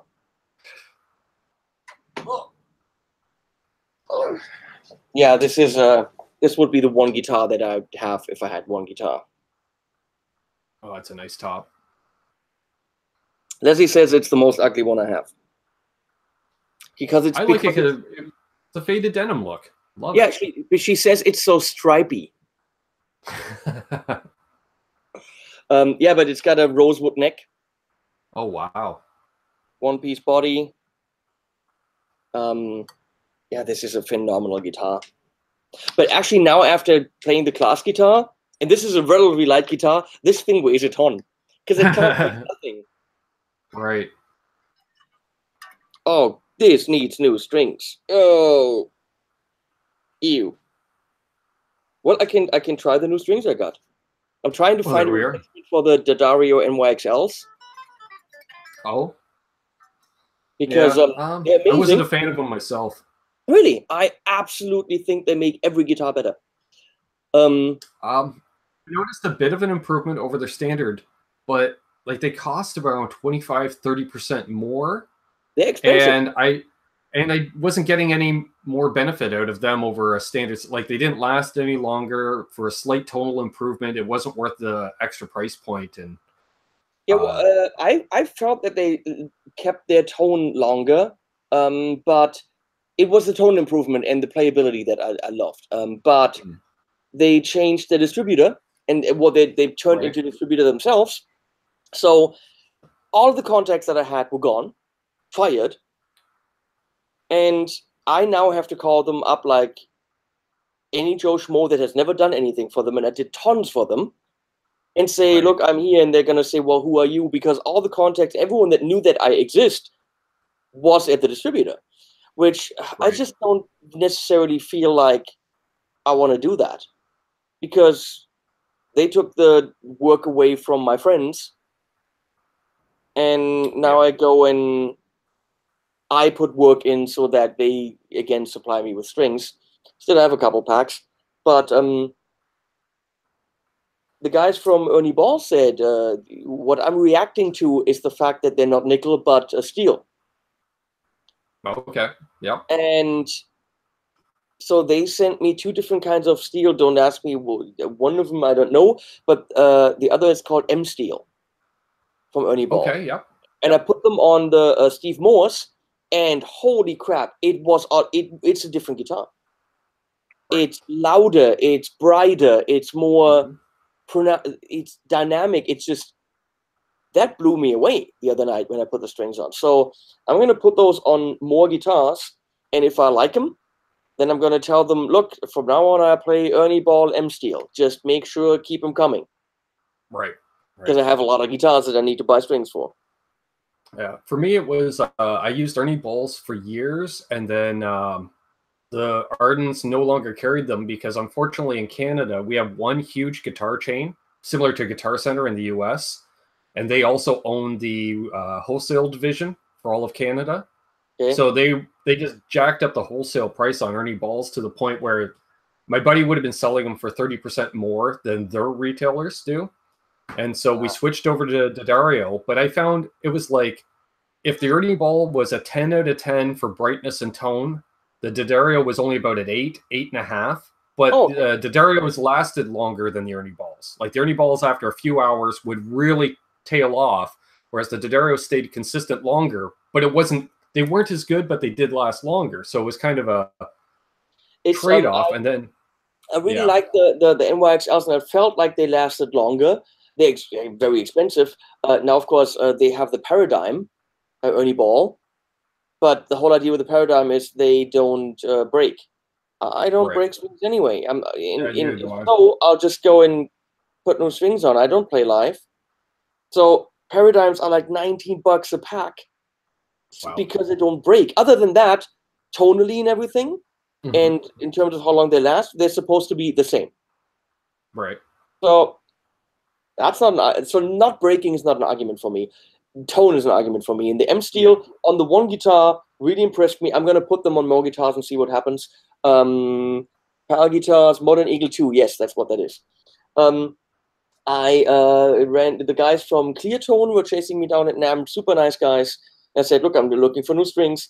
So they sent me strings. Apparently, they told me all these things of how every other string they put in some solution, and you saw them rusting immediately, and the clear tones lasted so much longer.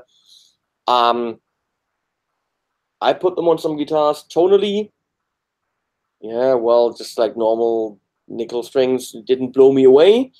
Not bad, not great. Playability, not bad, not great. But after like, I had Nico Schliemann here for that track that I did with him, and he played my McMultelly, and after that, the strings were black. Apparently, he has very aggressive, sweaty hands. Right. Very acidic. Yep. But those amazingly coated strings, the top strings were clearly showing signs of being played after 2 days. Wow. Obviously, I don't have that sweat on my fingers. I have no problem with that. But still, that doesn't necessarily speak for clear tones. Right, right. Because now I really feel like I have to change the strings again on that guitar. Dave R mentions, he says, I don't know about you guys, but I found the NYXLs are great strings, but they are trashing my frets. Yeah, if you have soft nickel frets, expect to be recrowning those frets sooner than later when you're using steel strings.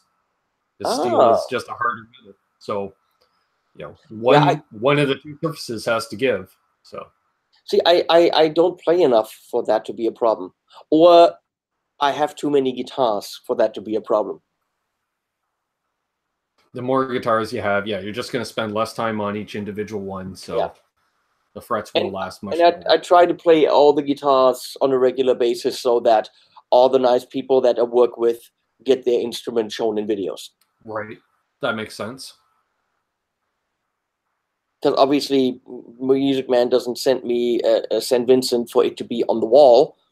So I'll play that where it makes sense. For an overdrive where I think it makes sense, I'm not going to play that for like a metal tone. I like to use it for fuzz sounds because Annie Clark likes to use fuzzes. So the guitar always has to lend itself to whatever product I'm demoing with it. I agree. BP asks what your favorite amp is. Oh, I'm sorry you asked that before, and it's so tough in those. It's like things always get lost. I'm gonna have to look over here. The funny answer would be I don't have it yet. I need more. Yes, but of course, next one is my favorite. Always the next one.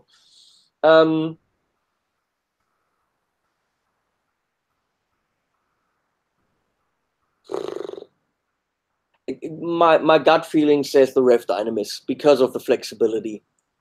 Nice. It has 2 channels. The clean channel is one of the nicest clean channels ever.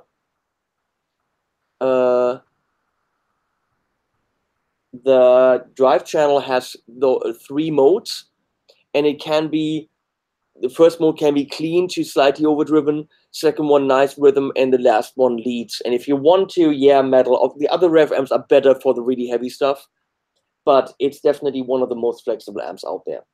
Now, that would be my choice if I could only have one amp. Right. But I don't necessarily know if that's what he was asking. What's my favorite amp? When I think favorite, I would think I can only have one. And then I go for flexibility rather than doing one thing amazingly.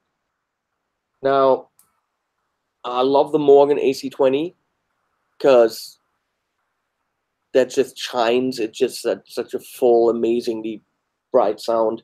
When it comes to the heavy sound, nothing beats the Rev Generator 100p because that's what it's made for. And that second channel is just brutal. And I've never been a Marshall guy, but I really do like the small box and the Dirty Shirley. Nice. And they are pretty much, I mean, the small box is a plexi. Right. That's what it is. And I love it. Very nice. My sister asks, what's the one guitar that got away, the one you regret getting rid of? For me, it's my 72 Les Paul Deluxe. That's my go-to for regrets getting rid of. Amanda, now I don't like you anymore. Why do you bring up these stories that will make us all cry?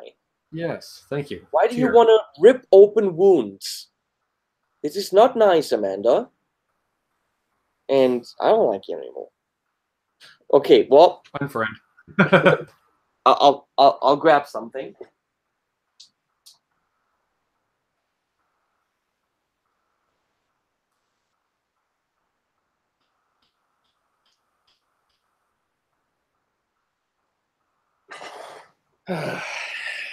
It looked similar to this.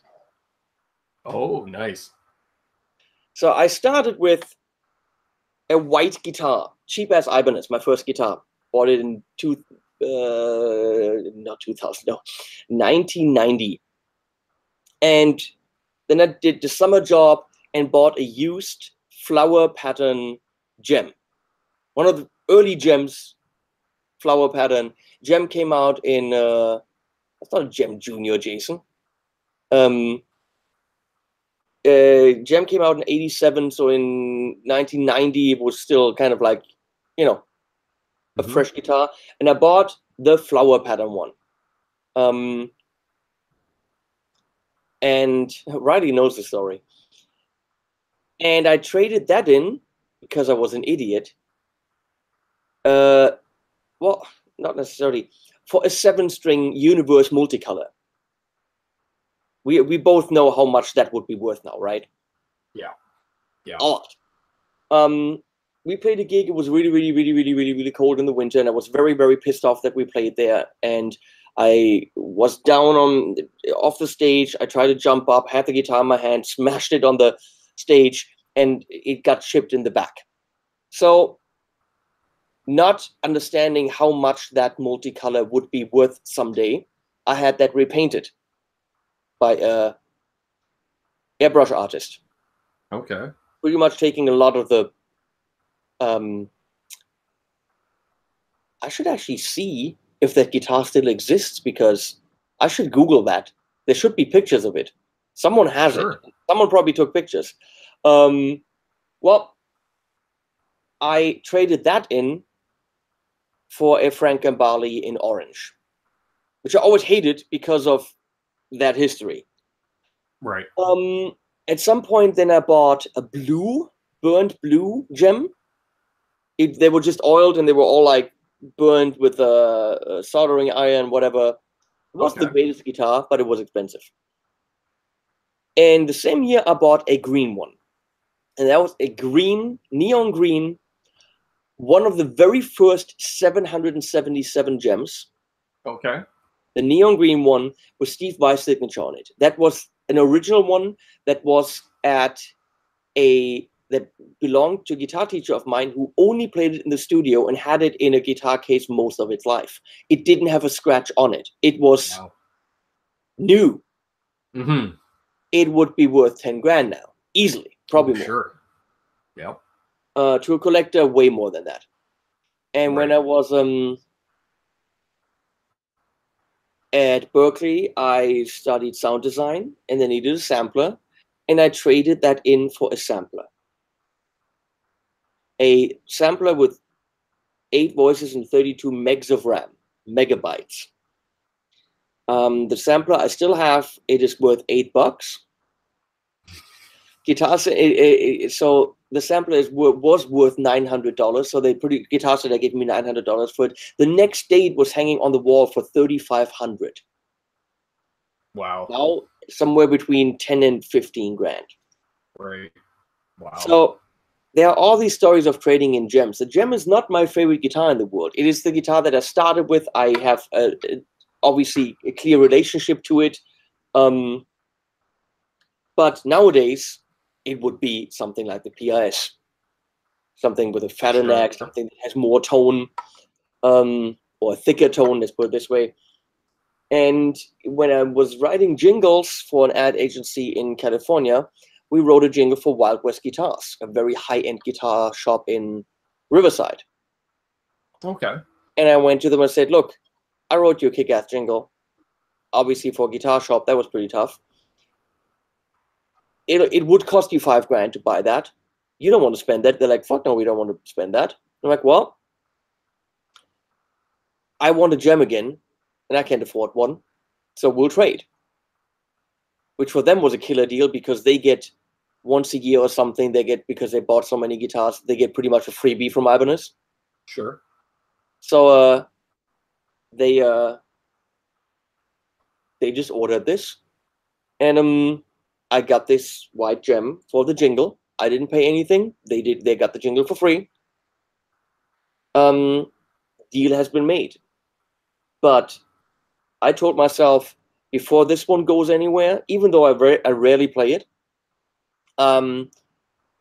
bad things have to happen financially, because too many things happen with trading in gems. Right. So if I play it or not, I don't care. I'm keeping this time. I'm keeping the gem. Does that answer your question, Amanda?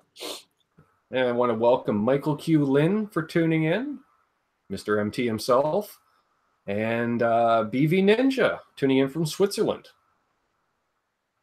assuming he's home.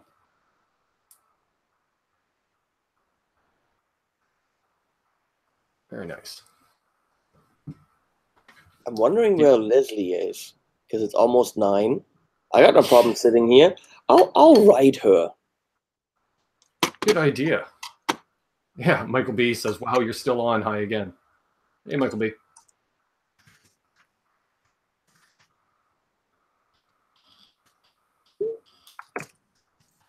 And my sister says, "Yeah, it sure does. Great story, man. This is why I'm here." Yeah, it's amazing how someone who doesn't play will sit and listen to Gear Talk. Sure. I appreciate the support. We both do. Oh, said who? Oh, my sister. Doesn't play, but she likes listening to Gear Talk for some reason. Okay, Amanda, we'll do this. Amanda, let's do this together. I am, you are, he, she, it is. Come on, Amanda. Conjugate some verbs, because it's definitely more valuable to you than what we're doing. Hey, Brian Cote. I like it. It's interesting. Sure. Yeah, tell that to Leslie. She told me today that she hates nothing more than switching my videos. Well, I can understand, but I mean, someone has to, and it pays the bills. It pays for 10 animals. Exactly. Exactly. I have a question for all you people watching. If you've seen my video with Nita Strauss, and if you have, then you've probably seen it not for me, but for Nita Strauss, obviously. I'll be honest, it was 90% Nita for me. She's like the car accident. You just can't look away. She's so beautiful. Yes. And then she's also cool, which is just wrong. Yeah, yeah, exactly. But we talked about, I tried to explain to her how I wire this, how I string up my Floyd Rose guitars by not cutting off the ball end. And she's like, no, you've got to cut it off, otherwise you got to blah, blah. And she didn't get what I was saying. So this is what I'm doing. Can we see this? Yes, I used to do the same thing with my Floyd guitars. So the ball ends are up there, and you can't, hurt yourself on the strings. You don't have to cut them off. If you have to cut something off, cut the other side off and stick it in here. So you guys please tell me why that is, what the negative side of that is. Because I can't see one. Exactly. Well, I used to do it because I couldn't afford strings all the time, and I used to break strings right, at the saddle point. And if it broke, I could just back everything off, pull down more string, because I'd leave a bunch of winds up there, and just go from there. What's up, Doc? Says, great show, guys. Hello from BC, Vancouver Island. Vancouver Island. Let's go to Canada. Now I want to go to maps and find out where that is. Don't tell Leslie, but she's getting a globe for her birthday. I won't say anything. She likes globes. Vancouver Island. BC, Canada. It has a university and a Starbucks. It does. And there's another Starbucks. There's 2 Starbuckses. Where the crap? That's like on the left, he said, because I don't know east or west.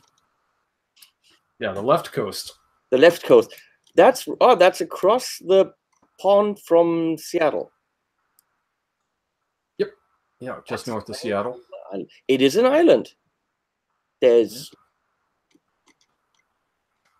and very soon the Americans will swim across that border, and you're gonna have to, catch them. Yeah. Yep. Because there's a border right there. You'd have all the Seattleians, fleeing. You better build a wall, he said. Yeah, we won't even recognize them because they're already wearing flannel like us, too. Now I've just offended everyone in Seattle. We see Beachy's in Omaha, Nebraska. Riley's in England. Hey, Michael, you made it in. Michael Holder. He was having a hard time getting in. Richie, my co-host Richie is in the chat. He says, "Nah, Ben, I'm grimy as hell. Just got home from work. Haven't stopped in the shower yet." Fair enough. Fair enough. You can watch this in the shower. You could join us in the shower. Just hold up the phone so we don't see the junk. Exactly. I would even give John you Parsons out of Wisconsin. a thumbs up for that. I got a thumb in the mail the other day. Oh, lovely. I was at Toman with Michiel from Studio Shamil, and I had squished my thumb, and it's still blue, and it was badly infected, whatever. And I was with him there for 2 days and had to bandage it. So on the Monday, I don't know how I did it, I'm getting an Amazon package. And in the Amazon package, there's a little pouch and just a note on it saying thumbs up. Know who it's from. And I'm like, I was on the phone with someone. I'm like, I really hope there's no thumb in here. Just jokingly saying that. And I open it and pull it out. And there was a thumb in it. A thumb. And you can actually put your thumb in it. And see, now you don't see any bruised whatever anymore. Oh, yes. I don't know why that exists. But he ordered that for me. And now I have it lying around here. A spare thumb. I put it on the cat. That looked so wrong. Imagine a cat, but instead of a paw, there's a human thumb. Wait, you don't have to imagine it. You can't show this to you, but actually, wait, I can show you. Rich says, you know what? I might do that, Henning. So he may jump in from the shower. That looks. Let me see if we can put that on the camera because it looks so absolutely, utterly wrong.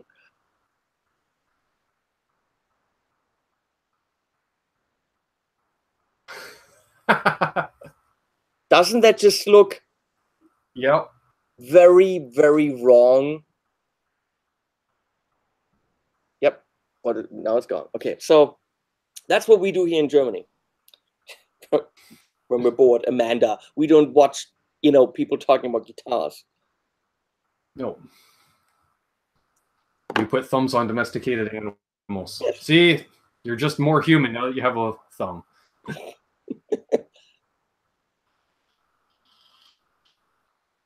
Little David Ennis.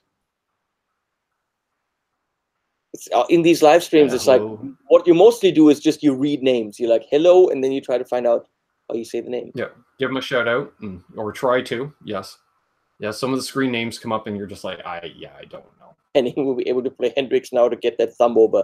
I can just glue that to the top of the fretboard. Yeah, I could. It'll be difficult. I can't do that kind of stuff. That's for people working with mail and I don't think that's for mail and paper sorting because it's not rubbery. It's plastic. Oh. Yeah, so that kind of be the opposite then. Yeah, I know what you're talking about. There are these things that you put over your thumb like a little condom. Yes. But it's not that. This actually looks like a thumb. It's got the texture and everything. I don't know what that is for. I have no idea. Hey, Tanaka. Good to see you. What did I see there? Somebody asked if you have any vintage gear or vintage guitars, and if there's a bucket list guitar, what would it be? Vintage guitars, no. A vintage gear, nope. Never was interested in it. Honestly, nowadays you can get great stuff that's built new. Talking about McMull. I mean, yeah, they build guitars out of 70-year-old wood. They build the body and the neck until they have two that are resonance matched perfectly. They put the pickups in to be resonance matching the body and the neck, and you spend a shit ton of money on them. But you can get a brand new guitar that has amazing tonal qualities that really can live up to like vintage guitars. I feel that a lot of what we crave or covet, that's a word I think that people in English use, when it comes to old sounds, is us being nostalgic. Right. If we actually had the sound of a lot of these people from back then, we'd go like, hua! Just listen to a Led Zeppelin song. If I dialed in that sound that Jimmy Page had in that song, you'd go like, I'm sorry, that's a sound I can get with the cheapest $95 guitar and a practice amp. It was thin. It sounded like the cheapest pickups. You can't get a sound that bad. Right. And that's what he played. And that was good because in that music and in that time, and it was creative and free, and that's all good. It worked for what it was. Right. Nowadays, he'd actually have a good sound. Yes. Now, exactly. I'm going to go as far as say that, you know, for a lot of stuff, maybe Hendrix didn't even have a good sound. Or if I dialed in that sound from Highway to Hell, that iconic AC/DC sound, a lot of people would say, where's all the gain? That's not fat.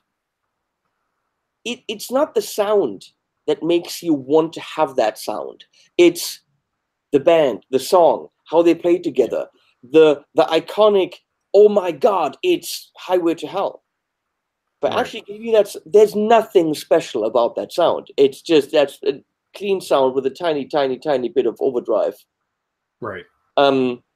So I think a lot of these classic sounds, if we were chasing those exactly like they're on the album, you can get them with any kind of equipment. Buy the cheapest crap, you're good. Sure. I think we can actually get amazing tone nowadays out of anything you buy. I agree.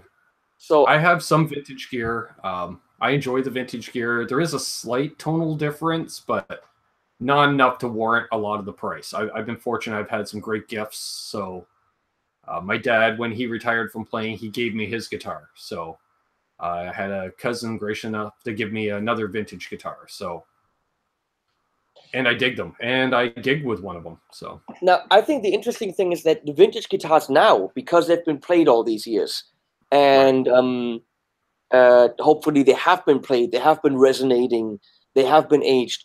I saw spectrum analysis of a great Fender and a vintage Fender. And clearly, the vintage Fender had so much more frequency content. Right. Which I'm pretty sure that if you strap the McMull to that spectrum analyzer, it would show similar things.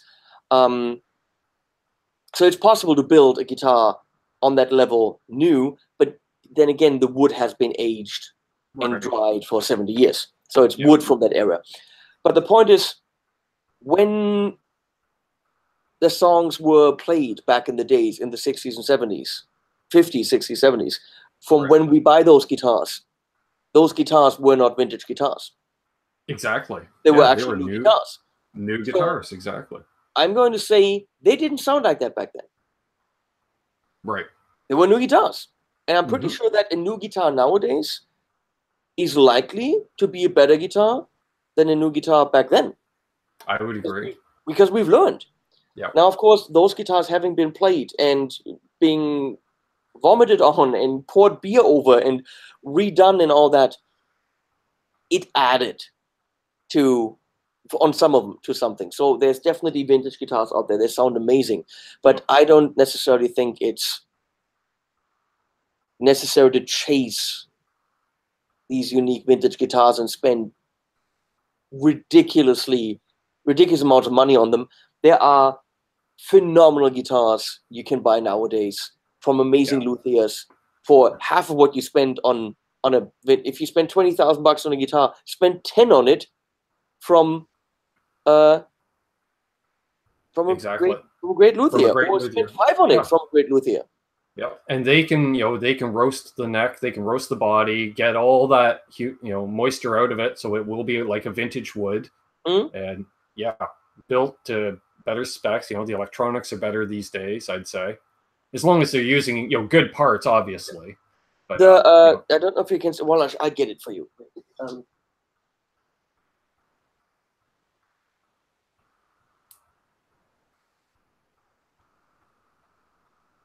This is what the Japanese built for $1,850, and that is a great Les Paul. Oh, sure. You can't tell me that there's anything you want to do on a Les Paul that you cannot do with this. Now, we just did a Les Paul shooter, and I wish I could tell you what the best guitar was. I can't, because then you're not going to watch the video. So this is true. It's not. I cannot reveal it. It is shocking which one was the best one. Especially if you know me. But yeah, there was a difference between this and the best one. There was also a price difference.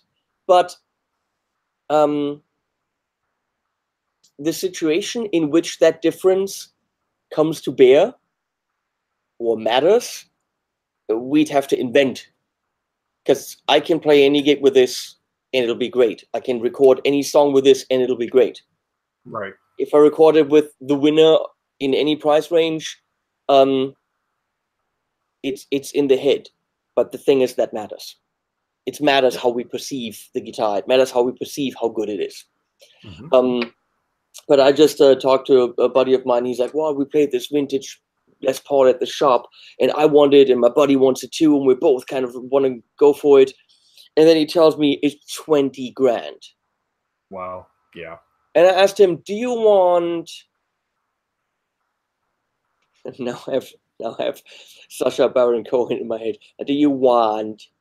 No, that's not him. That's Clouseau.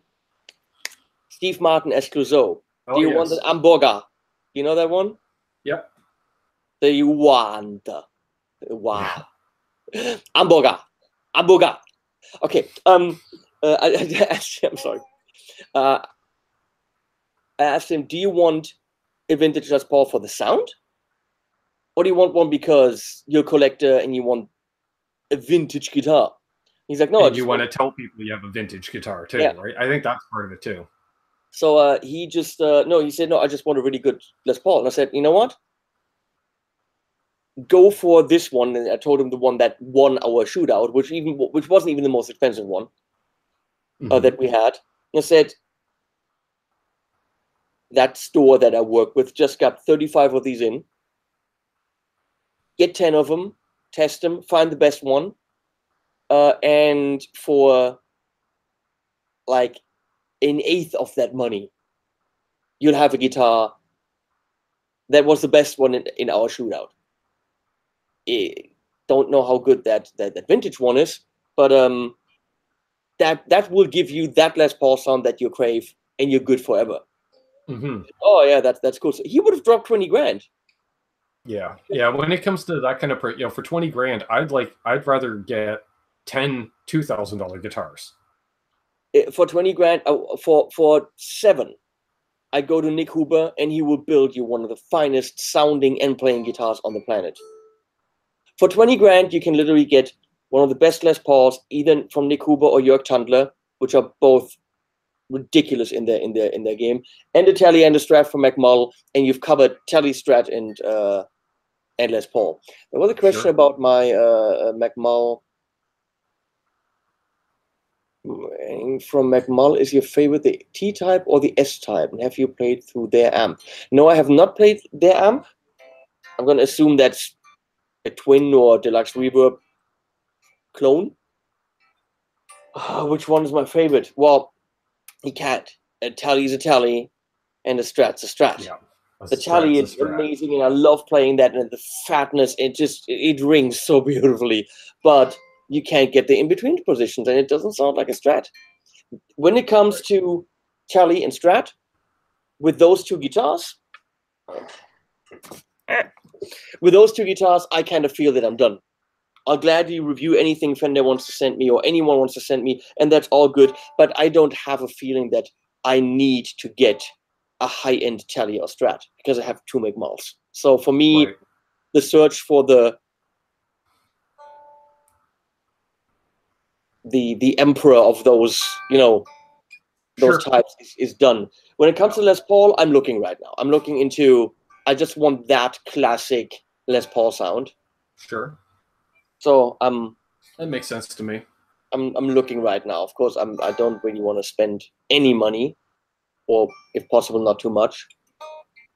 But we'll see. There was something else. Let me see.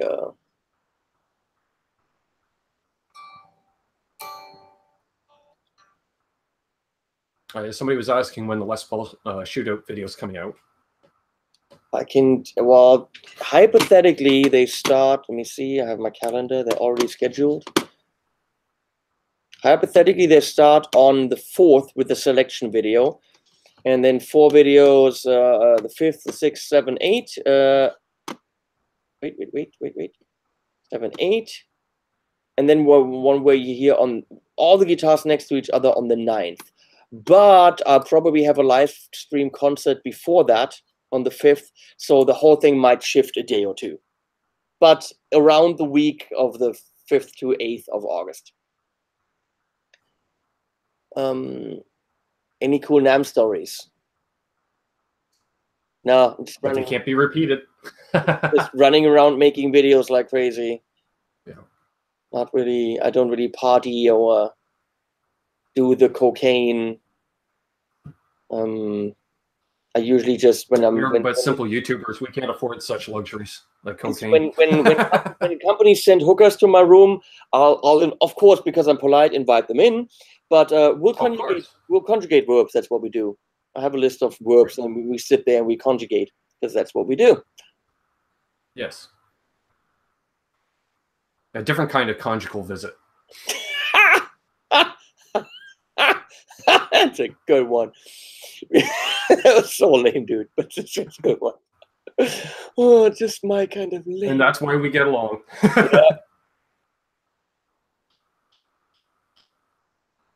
Somebody's asking when sweater season starts in Germany.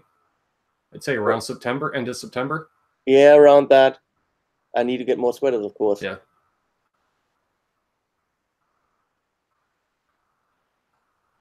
McCarthy's, but they are. Tell me what I don't know, because I don't know things. That's a POS, isn't it? Yeah, I think the McCarthy's like their single cut. Well, not really. They have McCarthy's that are single cut and double cuts. Well, then again, there's Les Pauls that are single cut and double cut. Oh, really? Yes. I do prefer no binding. Always. I prefer, technically, because coming from Ibanez, I prefer no binding because I don't know what it's for. I literally don't know. And I prefer no painted necks. Yeah, I find I sand the necks on all my Les Pauls. However, that is something that makes you play a certain way.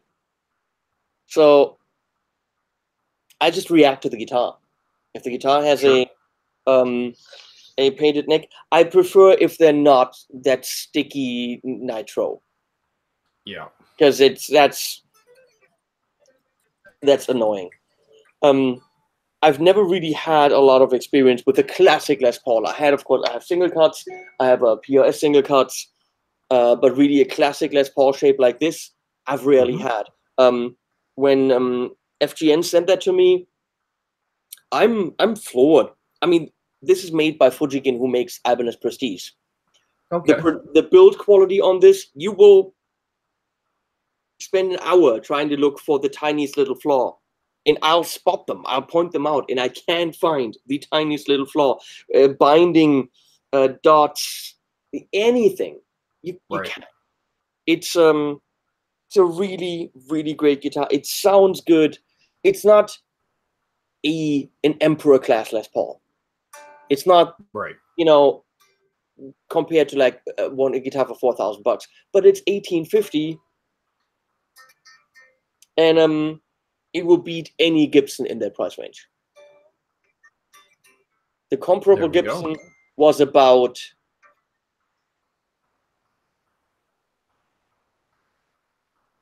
$1,000 more. So nice. What else do we have? If you could be any animal, what would it be?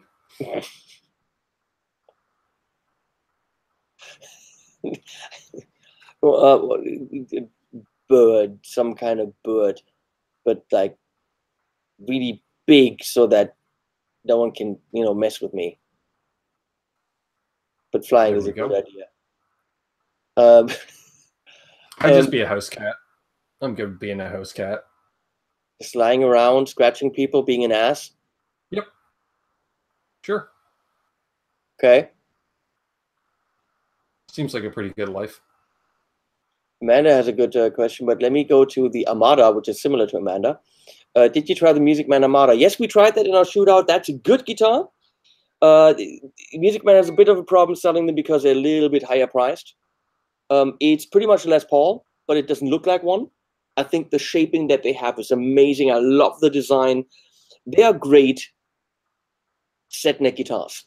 Thomann has them right now for under $3,000, which is pretty killer. They should be about 3,800, which is,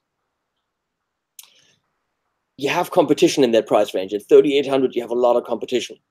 But if you don't want this, I mean, you want this in terms of, you know, playability and sound, but you don't want this. You want something that looks different. I think the Armada is a killer guitar.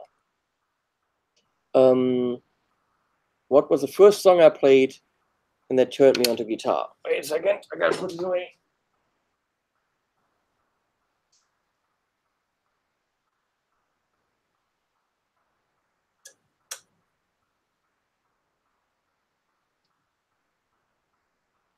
First song I played is probably something like Country Roads or something, you know, a couple of strummy chords.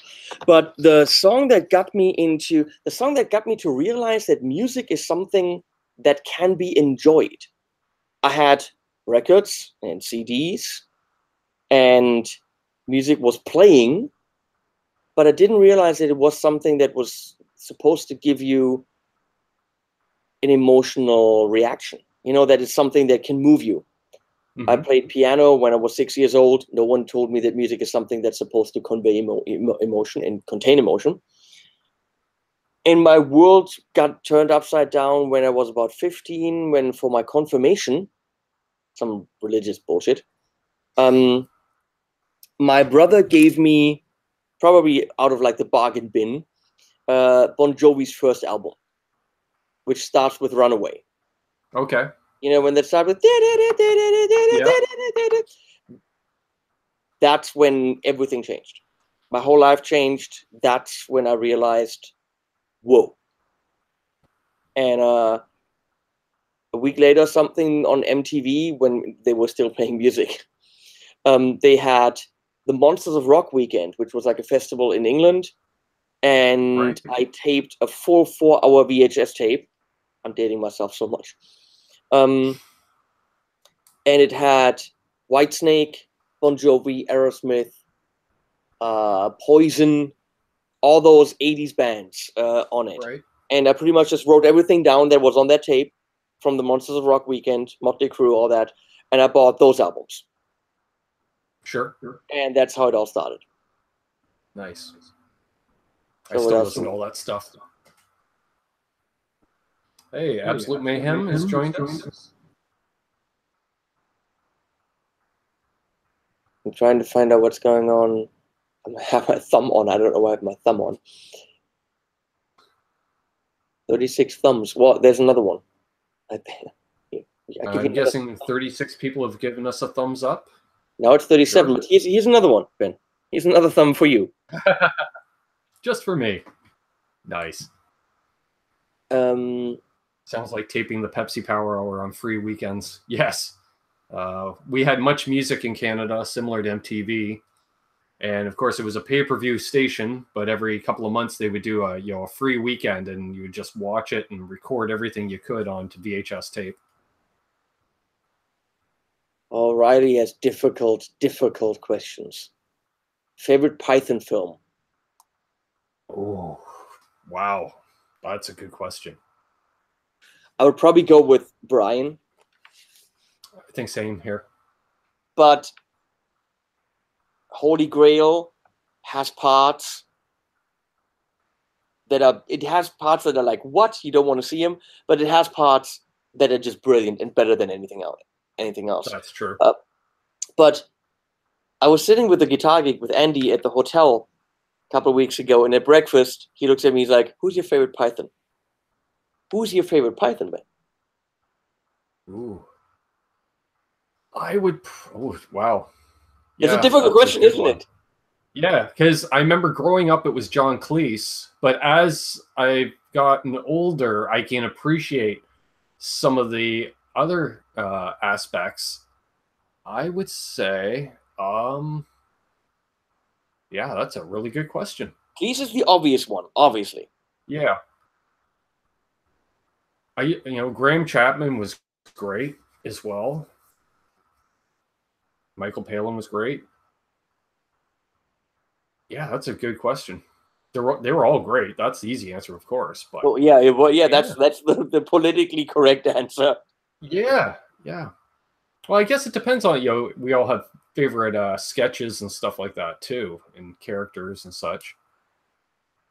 I still reference Graham Chapman with his angry letters to the editor all the time. Yeah, Eric Idle was ageless. Andy and I, we both said Palin. Because I also like his Travels Around the World series.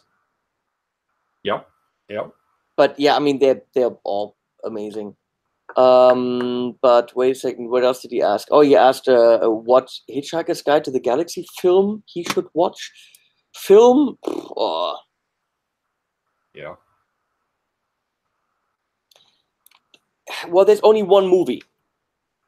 But all the subtleties in the movie, there's a lot of stuff in the movie that has nothing to do with the books, but you can totally see why it's in there and why shortly before his death, Douglas Adams changed some things to make the movie work. If you're a diehard fan and you know all the details and how he thought, that stuff in the movie is funny and makes sense. If you just watch the movie, I don't think it'll work.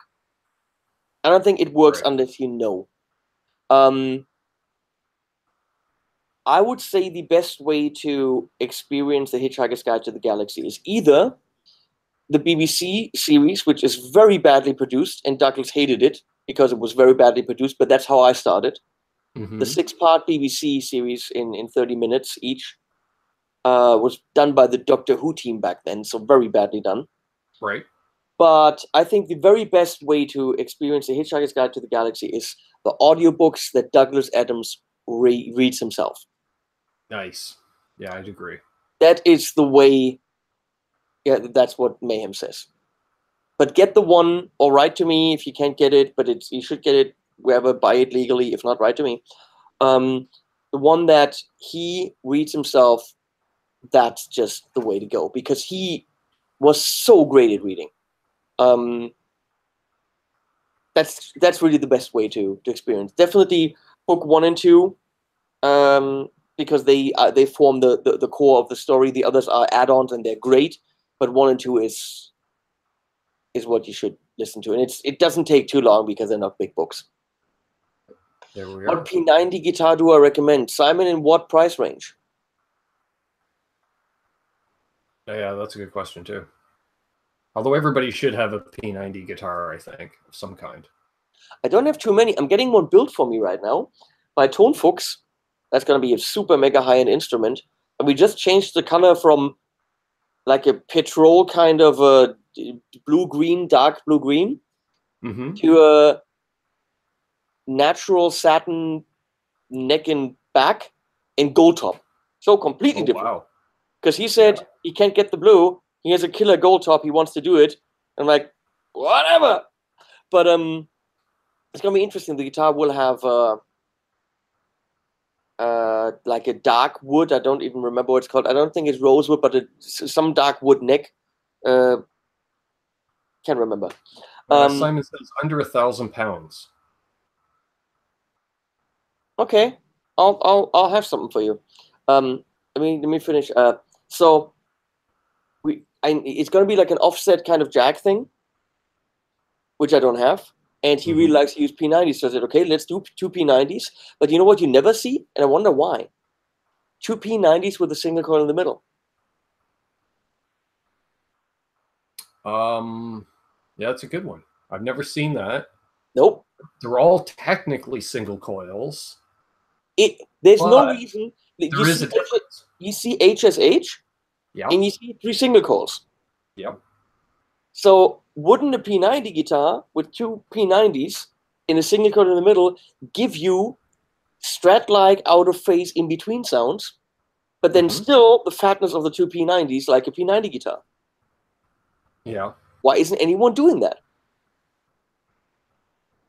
It could be that it doesn't work, because now I'm thinking about this, that because the single coil is probably weaker than the P90s, and then when you put them out of phase, it might just not work.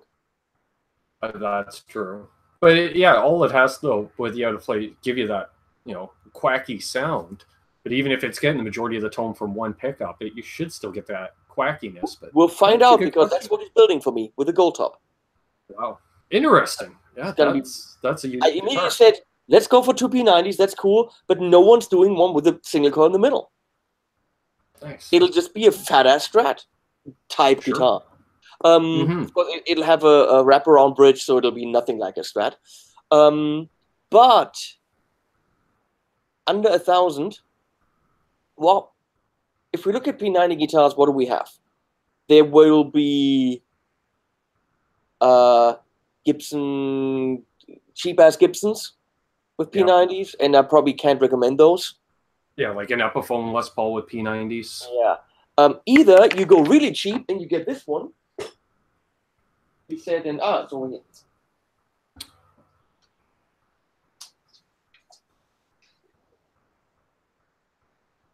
There you go. Because that thing is €222. It's the brand new Harley Benton CST 24T P90. And trust me, that thing is phenomenally good. It sounds ridiculous. What I'm going to do is I'm going to have GraphTech send me hardware to pimp this. So we're going to get a new nut, new tuners, maybe new saddles, because they don't make the whole Trembrock. And we're going to put Seymour Duncans in it. You don't have to do that. This is a great guitar. My video will be out on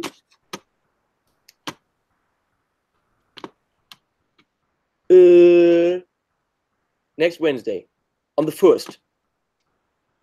Technically, might be that I have to move that for a day or something, but 1st or 2nd, something like this. Okay. So that's great. Or check into Prestige guitars. Prestige has the classic S.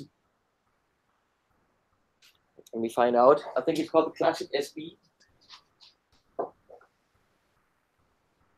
Yeah, I had a Jet King with P90s, and I love that.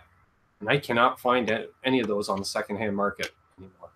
The Ibanez what? Jet King. Oh, okay. Loved it. Let me see. Prestige guitars. It is called, because they're sending me one of those. They have they're beautifully shaped Les Paul type things, but they have a really cool new shaping. So if you go to prestigeguitars.com, you go to electric, and then it's called the classic TBK P90. Got a really cool shaping, very cool kind of calf top, and on the back it's got a cool shape. And I looked at that at NAMM, was very impressed, and we played the humbucker version, in our Les Paul shootout, and it is €1,000, which means in pounds you're still good there. That's just a killer guitar. If that's your budget, go for the Prestige TBK90, or wait a little bit because mine's on the way from Canada. There we go. Canuck guitars. That's what they are. Beautiful. I like that. And they're made in. They're basically made, I think, in Indonesia or Korea somewhere, but then only up to a certain point. So all the hardware installation, all the setup and everything is done in Canada. So this is not a thing where someone had an idea for a guitar, it gets made in Asia and then directly shipped to the dealer. Right. Yeah. Does PRS make a P90 version in the SE? They used to, as far as I know. Wait, let me go to I'll find out for you. PRS SE. Let's see if that comes up. P90. Wow, we got 35 people watching. Nope. No P90. Nope. They sometimes have P90 versions. If you want a really cool P90 guitar, I can't remember the exact price on it. A buddy of mine has one, Simon. It is a Reverend Flying V with 3 P90s in it. And it was one of the coolest guitars I've ever played in my life. There is a PRS SE. This looks, it's a baritone. It's a hollow body baritone. It's called the SE277 Stealth Quilt Limited. But they're both baritones. Okay, then there's a baritone. No. Okay, that's not it. So that has P90s, but that's, of course, a special kind of a guitar. Other than that, right now, I don't see anything with P90s. But, forget about the SEs, because I think for similar money, that Prestige is a better guitar. They're a great guitar. I discovered them, maybe 9-10 years ago. I thought there was some great looking stuff. Yeah, I mean, the where is the, wait, here we go. If the SE will clock in at $799, $899, and the Prestige is $100 more, you do get quite a bit more guitar. We're all very impressed by that classic SB, and that the TBK is the P90 version. Nice. And Simon says he's happy to go secondhand as well. I love buying secondhand gear because if it's not something you fall in love with, chances are you can get your money back out of it. I'm a little bit confused at Randall Fisher's comment now. Talk about being in Chain and Storyteller. How do you even know about Storyteller? Why do you even know that? Why do you even know that that's a band? I guess another super fan like we were discussing the other day. Stalker, super fan. I mean, where does one end and the other begin? We don't know. Well, yeah, it's like when we were messaging the other day, I was on Wednesday. I'm like, oh, by the way, happy birthday. And you're like, how did you know it was my birthday? I'm like, people are commenting on your video saying it. How do they know? Does YouTube tell them? I don't think so. How did everyone know under my MV50 Vox Boutique thing video that it was my birthday? The only thing I could think of is maybe in the past you had on your Facebook account your birthday advertised and somebody marked their calendar. Because I don't think I got a notification coming up on Facebook that day. Yeah, I think I turned that off because then everyone congratulates you for your birthday. Mm-hmm. And then you have to say thank you back, and then we're all just very polite to each other. And I don't do polite.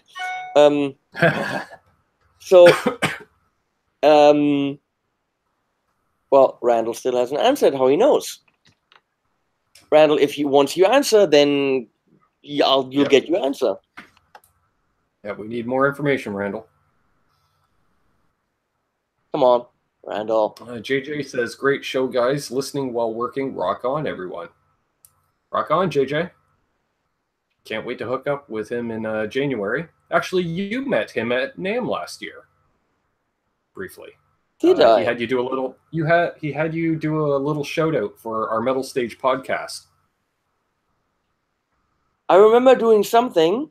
Yelling metal. What? You don't want to know how many times I have to yell metal at NAMM. I can imagine. You seemed rather hesitant in the video. It's embarrassing. What? Randall, come on. Okay, fine then. Storyteller was my first band. And we wrote our own songs, and boy, did we suck.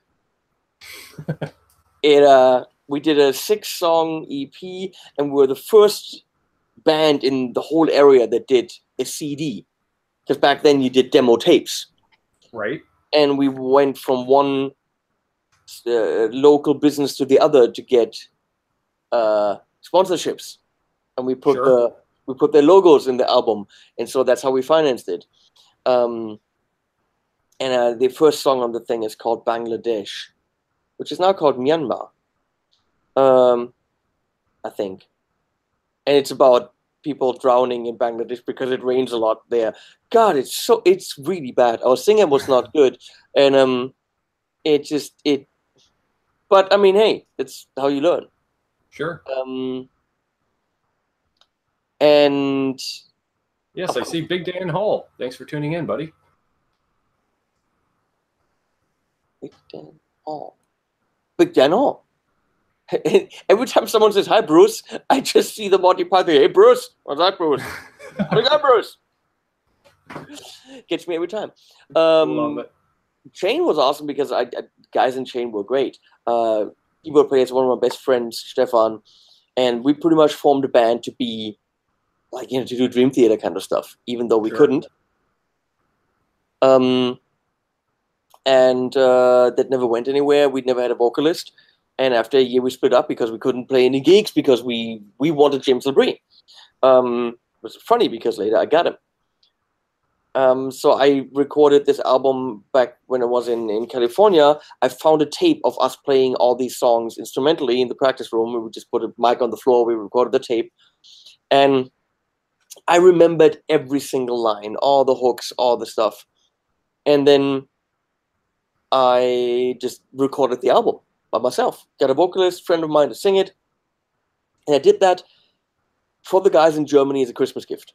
Here's the album we never made.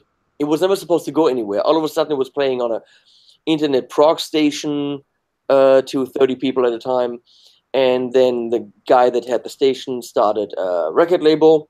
And all of a sudden, I had a little record deal, all small stuff. And then all of a sudden, he's like, hey, James LeBrie said if I have a cool guy, he might do an album. Are you interested? Do you want to pitch something to him? So I write a couple songs and we pitch it to James LeBrie. All of a sudden, I'm doing an album with James LeBrie. Also a Canadian. Very cool. So that was what it was like to be back in Chain. A band that never went anywhere, but that sparked everything. That material, was never lost. Right. Looks like my sister's got to go have a super day conjugating verbs. You have to conjugate them, Amanda. I shall stalk you on Facebook. Be prepared for that. There's a creepy German bald dude stalking on Facebook. Just letting you know. Okay? It'll be creepy. KJ asks, am I still recording and producing artists? No. Because it just doesn't make sense anymore. I'm working on these videos every day, 12 hours a day. We already covered that earlier. And it just financially doesn't make sense. If a band comes here and I spend 12 hours with them in the studio, I can charge them $300 or maybe $400. And it eats up time. And then for that day, what do I have as a video? Nothing. Right. Here's a band that doesn't work. So I get requests from bands that I've produced before. I get requests from fans.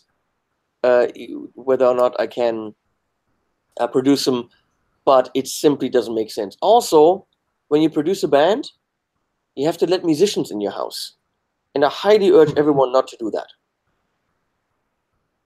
Because musicians are weirdos. That's true. Yeah. So why would we want to hang out with them? Oh, Randall finally said he found out from your biography. That's where they would be. Thank you. So. And apparently my sister says she's ready, creep you later. Wait, did she say that? Yeah, she thinks I'm joking. So, I was gonna say, yeah, well, you get a band in here, and then there's 5 musicians that are not in sync. They don't know where it's supposed to go. You're the producer. You listen to the song. You have a vision, and you're also the guy having to tell them, well, you don't really play in time, so you got to practice that a little bit more and do this. And I mean, to get the product, you don't have to be nice. You have to be honest. Right. And it's, I don't want to say a fight, but it's hard work to get musicians in a band to come up with a product, especially if it's local or smaller bands, because they don't have the experience. So It's also creative and fun, but it is hard work. And the money that it has to cost, they don't have. So YouTube is treating me okay now, which means I'd rather not do it if I can avoid it. But since I did these 2 live stream concerts because I had Aaron English coming over. I'm like, what am I going to do with Aaron? We were on the same label back in the day. Instead of talking to him about, whatever, let's have him play. I've got cameras. We have a live switching equipment. We have a live streaming equipment. I can do pretty high-end video and audio live. So why not do that? Sure. And it was so much fun. And the viewers seem to love it because here's a live concert like you only have it in TV stations. Yeah. Multiple cameras, good sound. And we hang out, drink coffee, make stupid jokes, and then another song.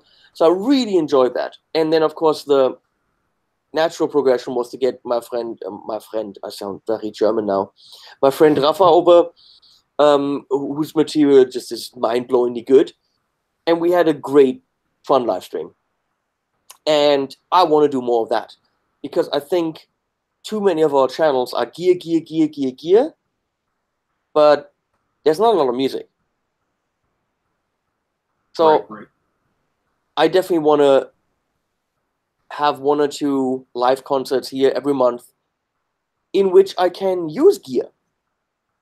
The idea is they come in here, the band comes in here, preferably use my amps. I mean, I don't have crappy amps. Right. And we use the speaker simulations, and we use mics from Lewitt, which is, for me, a chance to push Lewitt mics because they're great, which is a great chance for Lewitt to have an outlet and material for their mics. They asked me for the audio from those recording sessions because they're going to put that on their website as references for those mics. Oh, wow. So, which is very cool. So the artists are on their website, and Lewitt is getting stuff from me, which makes them happy, which means I can get mics from them, so everyone's happy. Tama sent a drum kit, so I can say, here's a Tama drum kit, which is cool. I don't have to pay for the kit. Tama gets advertising, and I have a kit to use. Sure. So the idea is, let's get bands in here. They don't have to bring shit. Yeah. If they really want to play their own guitar, fine. If not, I have some. Yeah, exactly. If you wanted to play McMull, in a gig, come here, play McMull in a gig. Through a Friedman. Why not? I think it's a great idea because I know the worst part about playing live is the setup and tear down. I don't want bands to bring something. I don't want them to lug the drum kit through here. I want to use the kit that I have. Right. Hey, Xy. No? X, come here. There you are. BP has to head out. Have a good one, BP. Hey, BP. Bye, BP. So, yeah, Vox sent the Continental organ, which is great, because that means I have piano, electric pianos, basic synth, and organ sounds. And all in a super easy interface, so when a keyboarder comes in here, within 10 minutes, he's got all the sounds he wants on 4 presets. It's so easy that any keyboarder can pretty much just sit there while we set up and get sounds. That way they don't have to bring anything. And I invested quite a bit. I bought a €2,000 digital mixer That way, I have total control over the mix and can probably offer you guys a live mix that is as good as anything I could do after the fact in Cubase. Sure. So it even records onto an SD card internally, so I could go through the tracks later and mix it, but I have a hunch that it's so good that I don't have to do that. It has like 16 sub mixes for headphones. So what we're gonna do, I was gonna have the band be amplified through my monitor speakers, but I realized with real drums that's probably not gonna happen. Right. So T-Bone, which is the Thomann, one of the Thomann brands that make PA stuff, they, because I asked, they sent me a full in-ear system. So I have 5 body packs, 5 in-ear headphones, and 2 transmitters.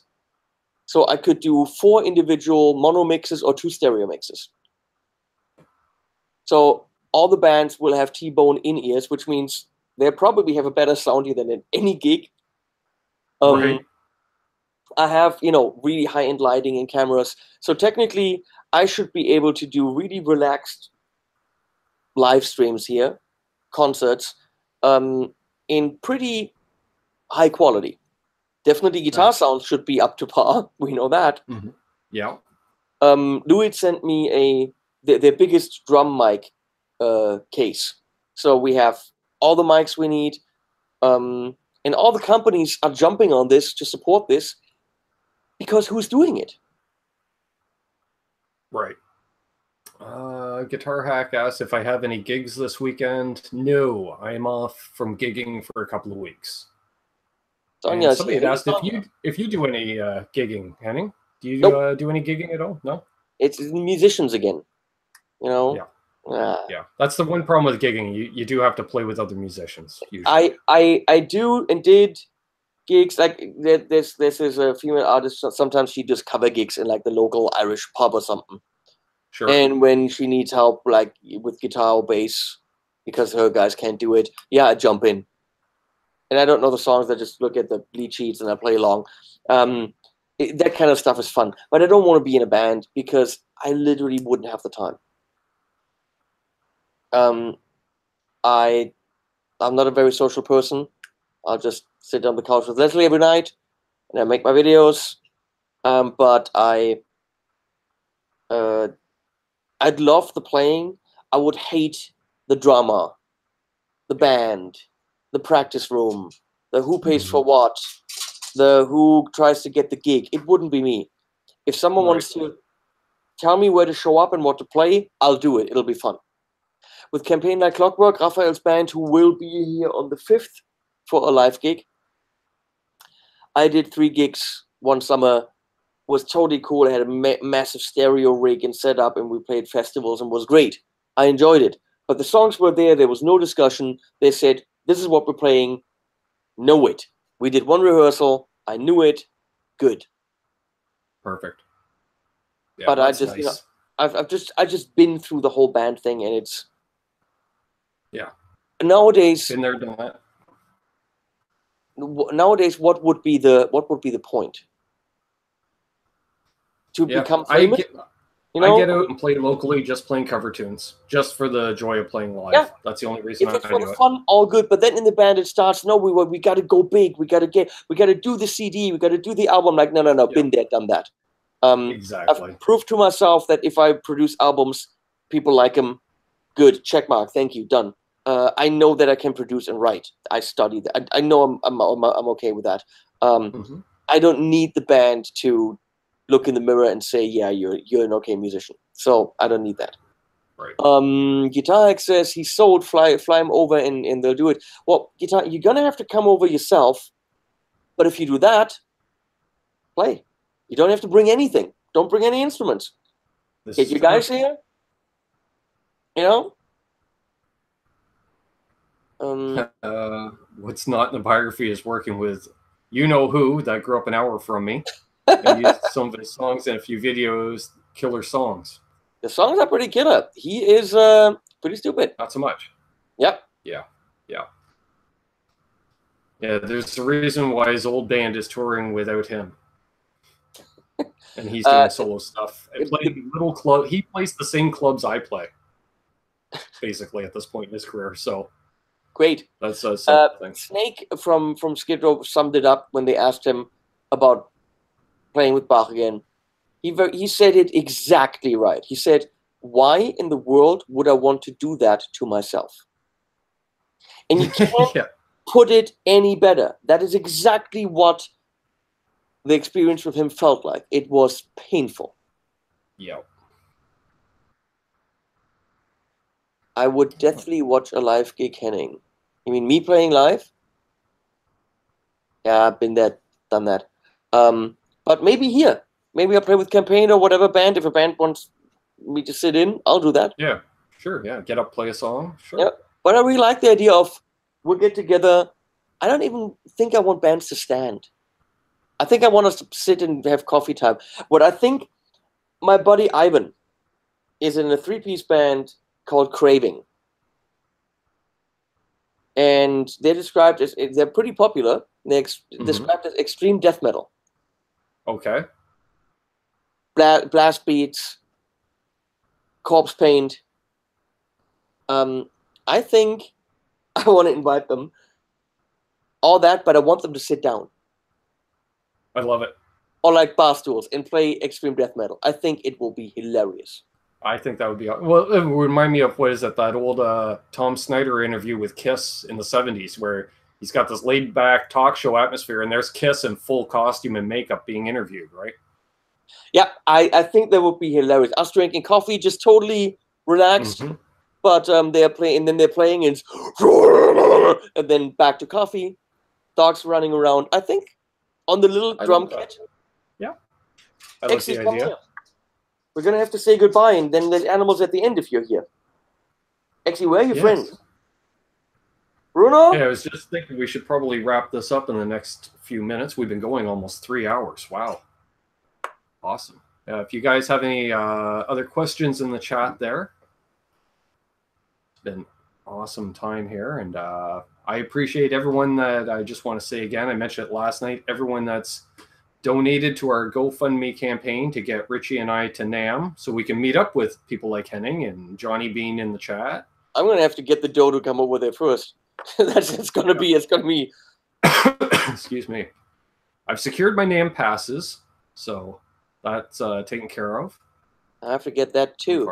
Well, I have some friends, hopefully that works. But it'll be about $3,000. Yeah. It'll feel very wrong to spend my own $3,000 to go and make promotional videos for brands. Because that feels wrong. I hear you. We'll find out. I'll have to write some emails. Yeah, and we have the GoFundMe. We got a PayPal link down below. Appreciate all the donations. We also have the T-shirts available for sale down below, 20% off. T-shirts, coffee mugs, support Benny. Go to NAMM and buy me a burger. That's right, an In-N-Out burger. Oh yeah. I heard they're great, and apparently there's a In-N-Out burger like 2 miles from my friend's place where we're staying. So. And then we could meet in my hotel room with some hookers and do conjugal visits. I like that idea. Yes. Yeah, we can. And because they're professional, we could conjugate proverbs. I was reaching on that one. Whoa! Oh! Wow! Wow! Yeah. Like to end on a high note, folks. Wow! I'm speechless. Johnny Beane says, "See you at Denny's, Henning." And Johnny's going to be on live tonight at 8 p.m. Eastern, 5 p.m. Pacific over on his channel. So everyone should check that out. Lots of gear discussion. There's one more good question. If I could import a North American car and not pay taxes, what would I import? I love the Chrysler? It's that little one. What's it called? Small Chrysler. The sports car thing. Little sports car. Two-seater. Challenger? No.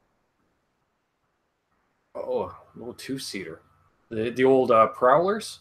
Nope. Nope. No. Can't. Michael Holder wants me to let you know that he really enjoyed the show. And Arvin wants to see the fake thumb again.